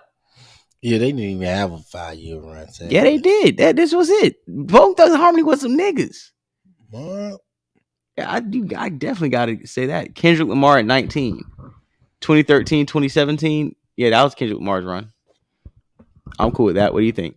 I'm cool with it. He's still on the run, but yeah. I mean, and he took a 5-year break. So if you really want to be honest, that was the Kendrick Lamar run from 13 to 17. The active years. But I would put him higher up on that list than 19. Because you can't be Kendrick Lamar and be like 19 on the run list. Pimp a Butterfly, Untitled Unmastered, Damn. Notable releases. I was about to say you didn't even put the other shit, but yeah, man. Honestly, like I said, Good Kid, Mad City, it shook up the hip hop world. You know, he did his thing, man. I gotta put Kendrick up there. I only gotta read his shit. I just feel like we all feel like Kendrick Lamar should be up there. Yeah, good run. Yeah. What? MF Doom? He never really had no run, bro. But this is why I don't like certain hip hop lists. This is when lists be getting too personal and too hip hoppy to me. Like how you put an MF Doom run over like Future, bro. MF Doom never had no. That's run. What I'm saying, bro. Like you can't have a run when you never like got out of the underground. Yeah. Like we never heard none of these songs. Every guest feature, like you trying to put. Oh yeah, listen to these. I don't even know the guest. I don't even know the niggas who he guest featured on. All these songs, I don't even know these niggas. Yeah, I ain't know MF Doom until a nigga told me, "Oh, bro, you don't listen to MF Doom?" Like, nigga. Then I looked into it like, R.I.P. MF Doom. But man, shut that shit up, nigga. He never dropped one commercial single that I can even like. Well, I would even know about, dude. Yeah, even sent clones. Like, yo, get that goofy shit out of there. Okay, 17. Yeah, that nigga was on a nigga hustle for real. The nigga hustle. Yo, Drake at 17 is egregious. Yeah, Drake shouldn't even be. This is egregious. Drake should be at least top 10. But Drake, I would say his run started off at Take Care. Let me see. Yep, that's what his run at. Take Care to What Time to Be Alive. That was a good run. That was a good run. But I feel like Drake, it's safe to say Drake had an even bigger run the next 5 years. From, if you said 2016 to 2020, Drake was probably bigger then than he was in 2011, 2015, to be honest. That's why I said I don't think Drake had the longest run. Drake never had a bad. Drake never had a bad year. He never fell off. Yeah, I can't think of not 1 year. People like now he took L's. But it wasn't a fall off. It never was a time where everybody could join together and agree that, yo, this Drake album trash. Hey, Kenya, facts. Let's go ahead and put Spice One on the list. Let's go ahead and put JT Money. JT Money never had a run. Spice One never had a run. So MF Doom never had a run, and yet here we are, right up under Drake. How you sandwich? Hold on, how you sandwich MF Doom under? You got Kendrick Lamar at 18, MF Doom. No, you got Kendrick Lamar at 19, MF Doom at 18, and Drake at 17. Like, bro, if that isn't the most contradictory list formation I've ever seen in my life, I don't know what is. That is egregious behavior. And at least JT Money got a classic album. Yeah, come on, bro. JT Money got no damn classic. You crazy? Pimping on Wax ain't classic? It's fire, but it's not classic. You serious? Pimping on Wax is better than Inspiration? No, it's not. Wow. No, it's not. You can't be talking. Wow. Come on now. Now you're talking. I could go track for track. You can go track. Nobody's not listening to what was that album called? The Art of Washing Cars by JT Money. Nobody hearing that shit. I ain't never made no car art of washing. It was the art of the Return of the Bitchizer. That shit. Thank you, Blackman Band. It was Return of the roll up CD. That's what it was. Nah, Return of the Breakdown tape. Oh, Pimping on Wax is not a classic. You crazy, bro. Man, listen, that shit is a roll up classic. No way, bro. So yeah, Drake at 17. I won't accept that. Is definitely too low on this list. I will say he's too low on this list. He had longer runs and better runs than a lot of these people. He says Drake's control of the rap game this past decade has been widely documented. There hasn't been a rapper in history who has been able to sustain his level of success and relevance for as long as he has. Artists like DMX, 50 Cent had arguably higher peaks, but in their time was shorter. Jay-Z has been successful for longer, but he's never had a 10-year stretch like Drake has. To put it Drake's dominant in perspective, you need to look at the years where he didn't drop an album and still ran that shit. The Toronto rapper was one of the best rappers alive in 2012 based off his guest verses alone. Then 2014, he drops SoundCloud Lucy, Zero to Catch Up, which goes platinum and nominated for a fucking Grammy, all while snapping on tracks with trophies. Believe me, we made a remix. T.I., 16. 04 to 08. What you think about T.I.'s run? T.I. had a good 5-year run. That T.I. versus nope, I can't even give him that. Cause T.I. versus T.I.P. was trash, bro. I won't call it trash. You nothing else to call it. T.I., but no, I like T.I. versus T.I.P. a little bit more than Paper Trail. Paper Trail was kind of trash. Paper Trail was kind of ass. After the King, T.I. kind of fell off. I mean, I'm serious. Trap music, urban legend, and King, and I give T.I. credit because he got 3 classics. I will give him that. And he was the biggest rapper on the planet in 2005. Yeah, but 2005, 2006, T.I. was the number 1 rapper in hip hop. I feel like T.I. came out strong, but everything after the King was kind of shaky. Paper Trail was shaky. Everything after the King was shaky. King. I mean, I know I ain't gonna lie, that the one he dropped when he came out of jail was pretty straight. King is his Heavy as the Head was okay. King might be his best album.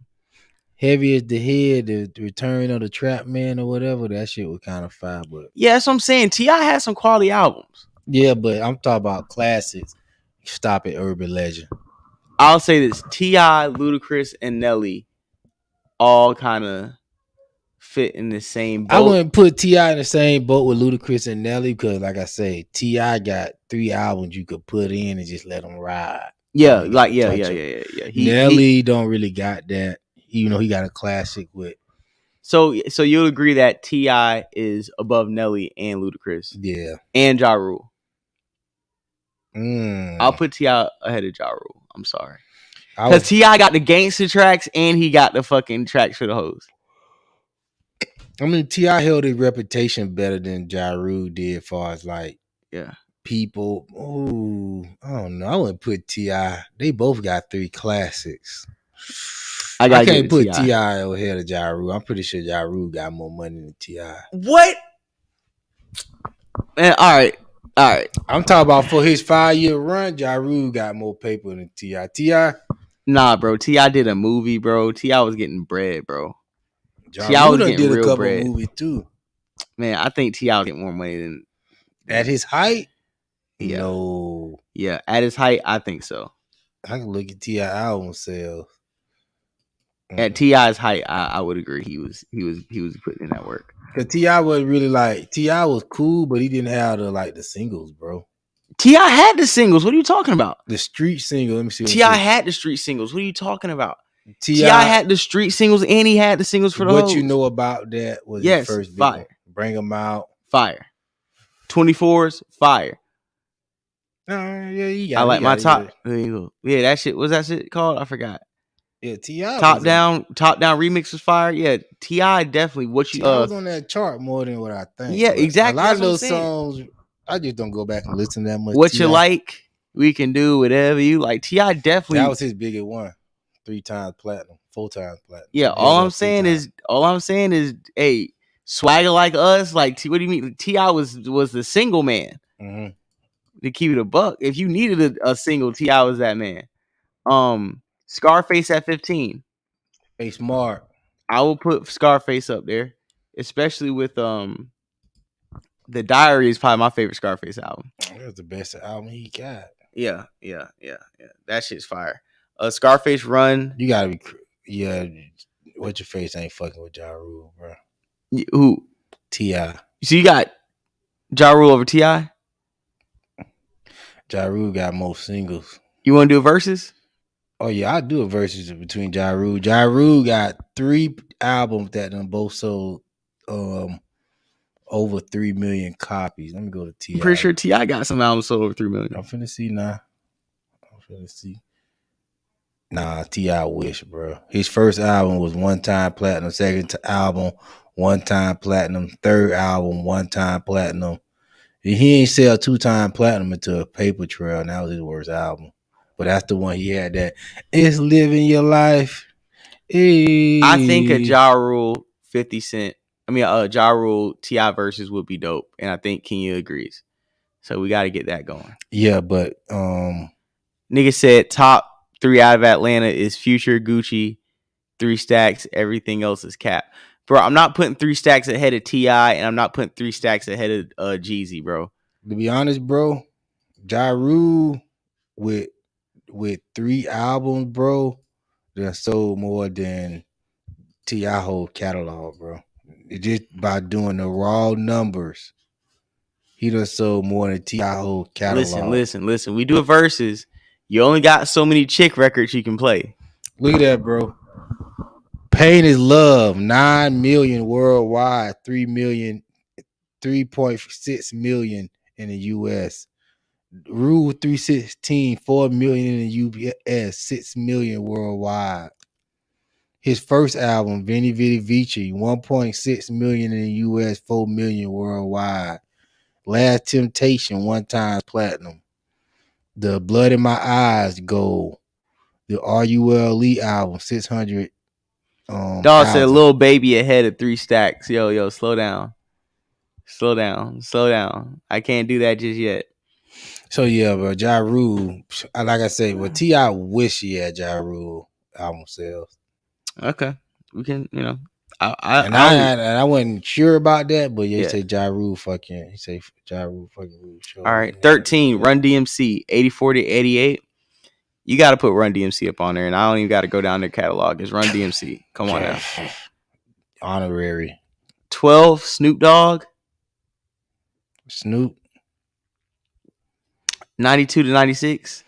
You got to put Snoop on this list because back in the 90s, you can drop an album and run around for fucking 5 years off that one album. So from 92 to 94, with the release of Chronic, Doggy Style, Murder Was the Case soundtrack, Snoop was really the rapper everyone else wanted to be. Isn't saying something when Biggie, after selling 2 million records with Ready to Die, rapped on his sophomore album, sitting in the crib, dreaming about a Lear, jets and coops, the way Salt shoots, and how to sell records like Snoop. But Long Beach rapper's reign didn't stop there. He made a classic feature on Pac's 2 of America's Most Wanted, and his sophomore album, The Dogfather, kept momentum going, debuting at #1 on the charts and eventually earning double platinum certification. Everybody said The Dogfather was ass, so we're not going to count that. Right, but I will say, Snoop should be on this list. I never got into Snoop Dogg files. Nah, he got some fly shit, but it's really what they just told you. If you want to go to Snoop Dogg's files, you really just got to go to the Chronic, Doggy Style, Murder Was the Case soundtrack, and you'll get the best Snoop. 11, LL Cool J, which I said was the GOAT until Jay-Z did his fake retirement. LL Cool J never got into him, but I can understand the hype, but I was even listening to his little Cannabis diss, that little song he did with Cannabis, and he dissed him on it. It was cool. I just never really liked the LL style like that. Yeah. The Dogfather is straight gangsta music, is bomb lowrider music. I believe you can because, like I said, from over here, it didn't resonate with us, but I can see how it probably hit with y'all a little harder than it did with us. So I'll take your word for it. I'll go back and revisit it. So LL be on this list. Yeah, definitely. Especially from 87. What did it do? 86 to 90. I'm cool with that. LL had the first long run. That long run for back in the day, but it was a struggle run. See, that's the thing about I can't call the Drake run. Drake never was not hot like Drake. Like, all right, yeah, but I mean, LL Cool J was up and down to me. I don't know for a fact though. I feel you. I know Nas was up and down. Nas number 10. I like Nas being in the top 10. I feel like Nas should be in the top 10. From 94 to 98 is some of the best Nas work. Nas put out like 3 albums at this time. he didn't disappoint. When putting together this list, it kind of felt weird to have Nas at number 10, not number 3. Top 5, after all, Queensbridge Prodigy, who dropped Cold Shifting Illmatic, which saw a crown master, a lyricist, and storyteller, followed up with 3 times platinum. It was written and dropped some of the best guest verses throughout the 90s, but truth is, Nas' greatness spread out over longer periods rather than just being jam-packed. In a few years, like a DMX or Eminem, that being said, Nas' output between 94 and 98, along with his features, is enough to vault him into the best rappers of all time. I'll agree. Number 9, Kanye West. Man, Kanye West 2007 to 2011. Kanye West the best rapper ever. Graduation, 808's Heartbreaks, My Twisted Dark Fantasy. Everything this man ever dropped was a classic, bro. Looking at it, at the start of Kanye's 5-year run, he was making the ode to his big brother. By the end of it, he was collaborating on the full album with Jay-Z. For the rapper who grew up admiring Hove and watching him afar during the 1999 Hard Knock Live tour, the Watch the Throne must have been hard to imagine. With each release during his epic run, Kanye shifted the culture, pushed hip-hop music to its very edges. Graduation was so ahead of its time that it dictated music trends for the next few years. Without 808 Heartbreak, you probably don't get Drake and a number of other rappers today. My Beautiful Dark Twisted Fantasy, it's the best hip-hop album of the 2010s. This man, Kanye is the best artist to ever walk the face of the earth, bro.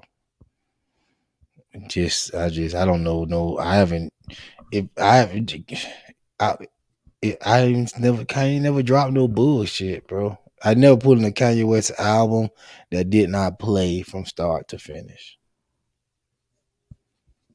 I like him at 9 on the list. Jay-Z, 99 and 2003. I don't have a problem with that. I don't got a problem with that too, but I don't got a problem with that. I know I don't have a problem with that at all. Volume 3, Life and Time, Sean Carter, The Dynasty, Rock Familia, The Blueprint, Best of Both Worlds, Blueprint 2, Gift and Curse, the Black Album. Jay-Z's run from 99 to 2003 is about as perfect as one could have planned it. Once Volume 2, Hard Knock Life, hit and became his best-selling rap album of his career, Hove ruled the rap game, dropping consistent multi-platinum number ones and staying on a few new tracks and dropping on the scene and stealing features. During his 5-year run, Rockefeller Boss released 2 undisputed classic albums, both of which would be considered top 5 in his catalog, all before announcing his fake-ass retirement just in time to hand the torch over to 50 Cent. Okay, number 7, Lil Wayne. Now I'm confused. Because who is in your top 6? Lil Wayne. Lil Wayne got one of the best rap runs ever. To be honest, I think Lil Wayne really should be higher. Did Wayne fall off? I don't never. No, Wayne didn't fall off to me. Wayne just went to jail when he came out. Like, I don't think he ever. Even then, he was still high. I did feel like Wayne just kind of like not even. Can I be honest? Wayne went to jail honestly at the worst time because he got locked up right when the game was transitioning. He got locked up during the during the blog internet era, and it was a blog internet era in Drake, and he came out to that, and he was still hot.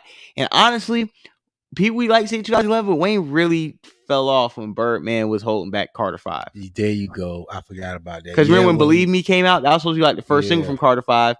And Wayne 2014, Wayne was still Wayne. Remember they did the Wayne vs. Drake tour. And everybody was like, Wayne is still better than Drake. Yeah. And when did Drake's run start on that list? 2015. Once Wayne finally got shelved by Birdman, Drake finally was able to take that number 1 spot for real. If you look at it like that. Yeah. But I don't look at Wayne ever like not being hot. Did you hear that Wayne and Rich the Kid album? Yeah, that shit was hard. Man, that shit was so hard. I was surprised, bro. You know why you be surprised? Because Wayne's still rapping like it's 2007, and it's like, it's not. But I didn't think him and Rich the Kid made a good match like that. I'm like, what the hell are they finna do? I was like, yo. Yeah, like, man. That's like one of my favorite Wayne projects. Yeah, so honestly, like I said, Wayne dropping the Carter 2, the Suffix, the Dedication, like Father Like Son, Dedication 2, Drought 3, Carter 3, Dedication 3. Earlier on, we spoke about Future's legendary mixtape run when he dropped 3 classics in just under 6 months. As incredible as Future was, Lil Wayne's mixtape run is undisputably the greatest of all time. After declaring that he was the very best rapper alive on Carter 2, he went on to prove it on Father Like Son, Dedication to the Drought Through, all while murdering guest appearances on the side. Then Carter 3 dropped, and Lil Wayne was officially best rapper alive and the biggest rapper alive. So let's go down number 6. The Notorious Big. 93 to 97. You can say that. You can say that. Ready to Die, Conspiracy, Life After Death. Excuse me, I don't have a problem with that. What Biggie accomplished in 5 years is what more than 90% of all rappers have achieved in 20 years of career. No way. Actually, you know what? What Biggie accomplished on Life After Death alone is what, man, listen, this is my problem with Biggie. Niggas, he only really got these projects. I love Biggie, but niggas love saying what this guy is trying to say. That, but one Biggie album is bigger than 1,000 niggas. Like, stop it, bro. If Biggie didn't die, he would be one of the best rappers of all time. But because he died, you can't try to, like, put, you know what I'm trying to say? Yeah, like, you can't try to stretch his greatness longer than his run. That's like, come on now. I'm trying to think. Have Nas dropped something better than the Illmatic? Probably, but because Illmatic is so romanticized, your ears won't let you think that Nas has dropped a better album since Illmatic. Because like I say, I'm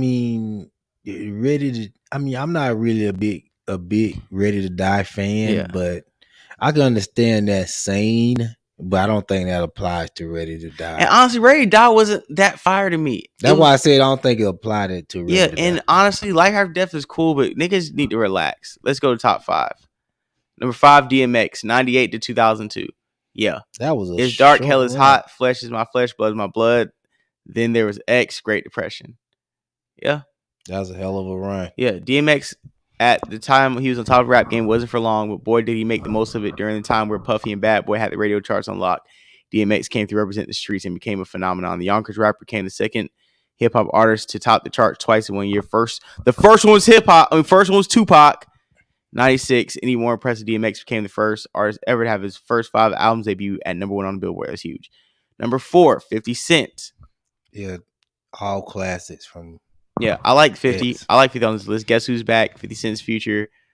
No Mercy, No Fear, God's Plan, Get Rich or Die Trying, Beg for Mercy, The Massacre. I don't have a problem with 50 Cent being right here. I wouldn't say Ready to Die better than Get Rich or Die Trying. No, I think Get Rich or Die Trying might be better Ready to Die. That's what I'm saying. Yeah. I don't think we're ever going to see another rapper again who was able to capitalize off his position as much as 50 Cent did. And is in a short time after making a name for himself in the streets and the industry by a handful of classic mixtapes, 50 quickly captured the attention of Eminem, Dr. Dre. Once Against Rich or Die Trying dropped February 6, 2003 for any other rapper out there.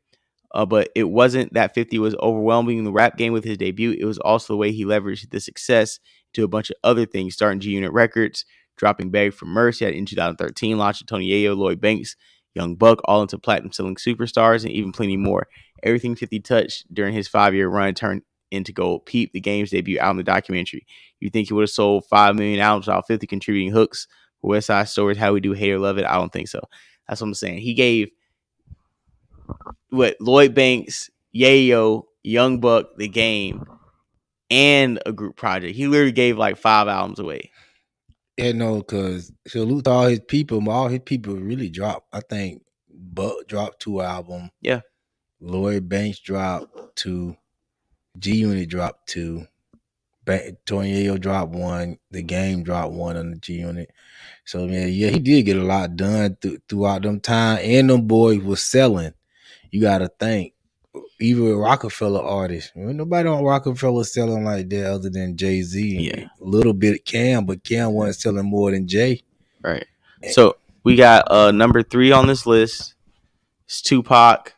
Tupac got the longest run. He should be higher, but I would like to see who else is on this list. I don't know any other names.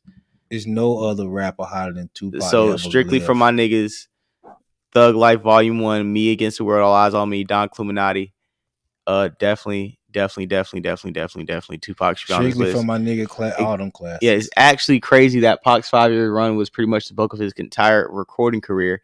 He made his recording debut on Digital Underground's 1991 song Same Song and passed in September 1996. Before Wayne, Gucci, Future, Pac was the epitome of a prolific artist. Even during his early days, he was known for being relentless in the studio and wanting to create music as quickly as possible. But after he was released from bail from Clinton Correctional Facility on October 12th, 1995, he was a man on a mission, obsessed with recording as much material as possible. The first thing he did was hit the studio and record Ambitious as a Rider, I Ain't Mad at You on the same night. After that, it was rap. All Eyes on Me became the biggest album in 1996, and Pac was on the unstoppable force, turning Death Row Records into an even bigger rap juggernaut. Now, I will say this. Like, Tupac died at his absolute peak. All Eyes on Me is better than any. It haven't been a rap album to drop that's been better than All Eyes on Me. I feel that. And no, it hasn't been a harder album since Don Cluminati. Nobody's dropped a harder album than that. Now, I wouldn't say hard, but I'm just talking about as a project. Yeah, as a project, yeah. But bro, as far as like a harder project, like a tougher, like on some real shit, he really, like, nobody got a better back-to-back run, and that was really a triple album run. Number 2, these niggas wish they could. We gonna piss everybody off with number 2. Oh, there you go, to Great White Hope. Eminem at number 2 is crazy. Not really. I mean, he's the only white boy that's really worthy of being in any type of hip hop conversation. No, and I feel like he should be on the list, and he should actually be in the top 10. I just wouldn't put Eminem at number 2. Like, I'm not gonna put Eminem over Tupac, Biggie, and 50, DMX. I can't put you over those names. I could put you in Wayne. I could put you probably Jay-Z. We got you over Kanye. You're around there. I'll say you're in the same neighborhood. I just wouldn't put you number 2. So I'm not gonna sit here and say Eminem should be on the list. Eminem, no, just I won't put him at number 2, but he did have one of the best runs in hip hop history. And then the good thing about Eminem, he reminds you of how great Drake is, because even he had a hot run, right? But even he had to stop and cool down and come back. Eminem stopped probably like 7-8 years. Just not rapping. Nigga said some Hispanic gonna be number 1. They're gonna put Fat Joe or Big Pun at number 1. Okay, so number 1 spot, drum roll. Ice Cube. Ice Cube. That's surprising. I was not expecting that. Ice Cube. Wow. Straight Outta Compton, NWA, America's Most Wanted, Kill at Will, Death Certificate, Predator. Wow. Let's read Ice Cube. To be honest, you could take any of the top 5 rappers on this list and slide them in the top spot, and it would make sense. But for my money, Ice Cube has a strong claim for having the greatest 5-year run of all time. Rap fans these days don't really understand the true greatness of Ice Cube. Just peep his position on a lot of GOAT lists.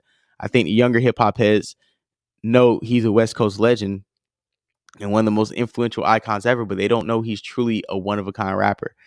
Ice Cube managed to drop 4 certified classics, Straight Outta Compton, America's Most Wanted, Death Certificate, The Predator, and a classic EP, Kill at Will, which also was the first rap EP to go platinum, all within 5 years. Granted, The Predator may not be on the same level as Cube's first album, but When Will They Shoot Wicked, It Was a Good Day, Check Yourself, Say Hi to the Bad Guy, Come On. Bottom line is Cube managed to achieve what Cube managed to achieve between 1988 and 1992 had never been done again in history of rap music, and the albums he put out during those 5 years alone are enough to warrant him placement as the very top of the greatest rappers all-time runs list. All of them niggas wanted to be Ice Cube, I will say that. But, I've never was an Ice Cube foul type of guy. But, yeah, he got the numbers to back him up. You say the Predator 2-time platinum, that was his biggest joint.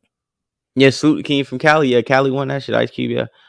Personally, I don't have a problem with Ice Cube being on that list. I have zero problem with Ice Cube being number 1 on that list because I still gonna listen to those albums to this day. And honestly, it's funny that he said the Predator may not be up there with the rest of them. Predator, that's the highest selling one. But that should let you know how hard those other albums were. If you go back and listen to them, because the Bomb Squad, the same, Chuck D's producers, they produced, I think, Ice Cube's first 2 albums. So think about it, you going from Dr. Dre production to Chuck D and Public Enemy production with those rapping skills around that same time. Ooh, it's like you mixed the gangster rap with the conscious pro-black beats. I gotta go back and listen to that old Ice Cube. You really appreciate it. It's really nice. I just don't really. I do got time. Yeah, Ice Cube created Eazy-E. That's what I'm saying. Like Ice Cube. Well, Ice Cube, his writing credits. Yeah, like Ice Cube really should get the props that he deserves. That's man. who Ice Tupac Cube used was to fair always con on be. wax. But remember, Dr. Khalid Muhammad did call him out, but that verse he had on that the Diary album with Scarface was fire. Mm-hmm. And black people don't be acting like y'all like Ice Cube, because when he went down there to talk to Trump, y'all was Come on, man. ready to throw the man Come on, away. man. We're not getting into the politics tonight.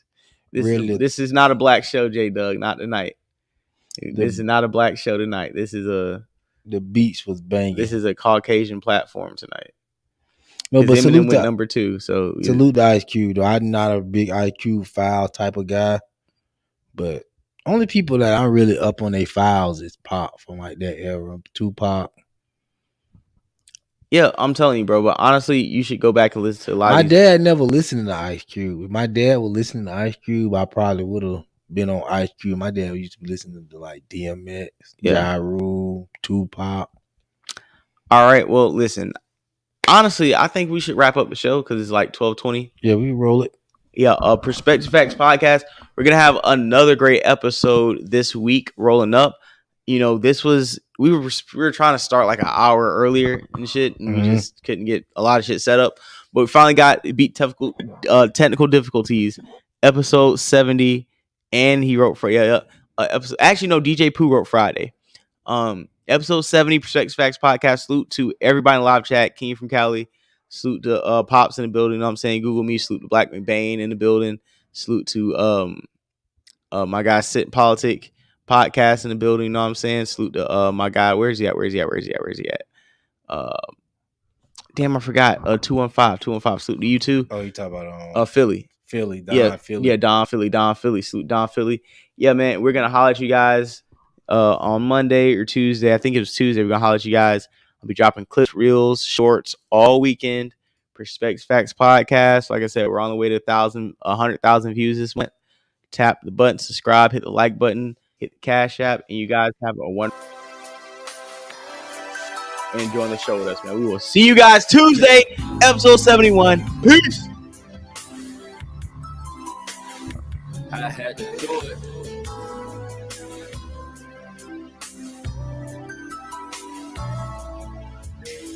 Operation get this money anyway.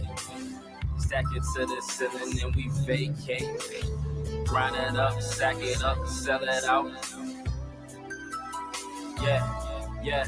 I got a wide open cruising to this Janet Jackson. Deep conversations, never ending, never lasting. Dalton smoking whip, full moon, got the insides lit. Baby, we riding in the clouds, sweetie, I can see everything. Watch them scratch and claw back from 27, nothing in these rat and pennies. Fuck them crackers, shoot the rats with pennies.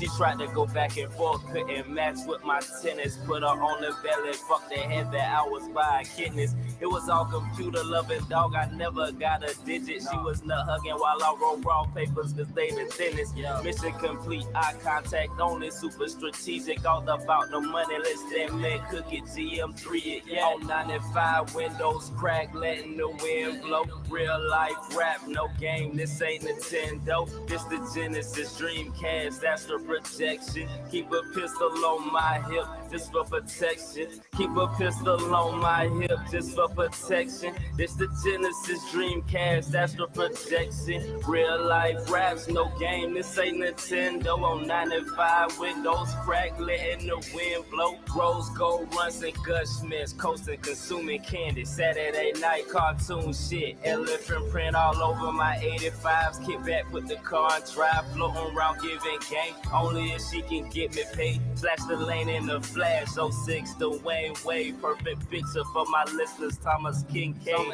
I'm a smooth operator in paradise. She wanna bet on me, then it's time to blow my paradise. Rub and shake them up a little bit, then roll them out.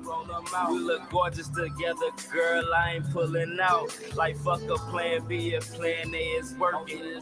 Master your mind if you wanna shine. Girl, fuck all that twerking, yeah. On 95 windows crack, letting the wind blow. Real life rap, no game, this ain't Nintendo. This the Genesis Dreamcast, that's a protection. Keep a pistol on my hip just for protection. Keep a pistol on my hip just for protection. This the Genesis Dreamcast, astral projection. Real life rap, no game, this ain't Nintendo. On 95 windows crack, letting the wind blow.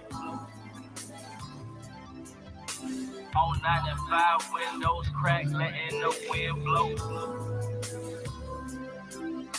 On 95 with that set.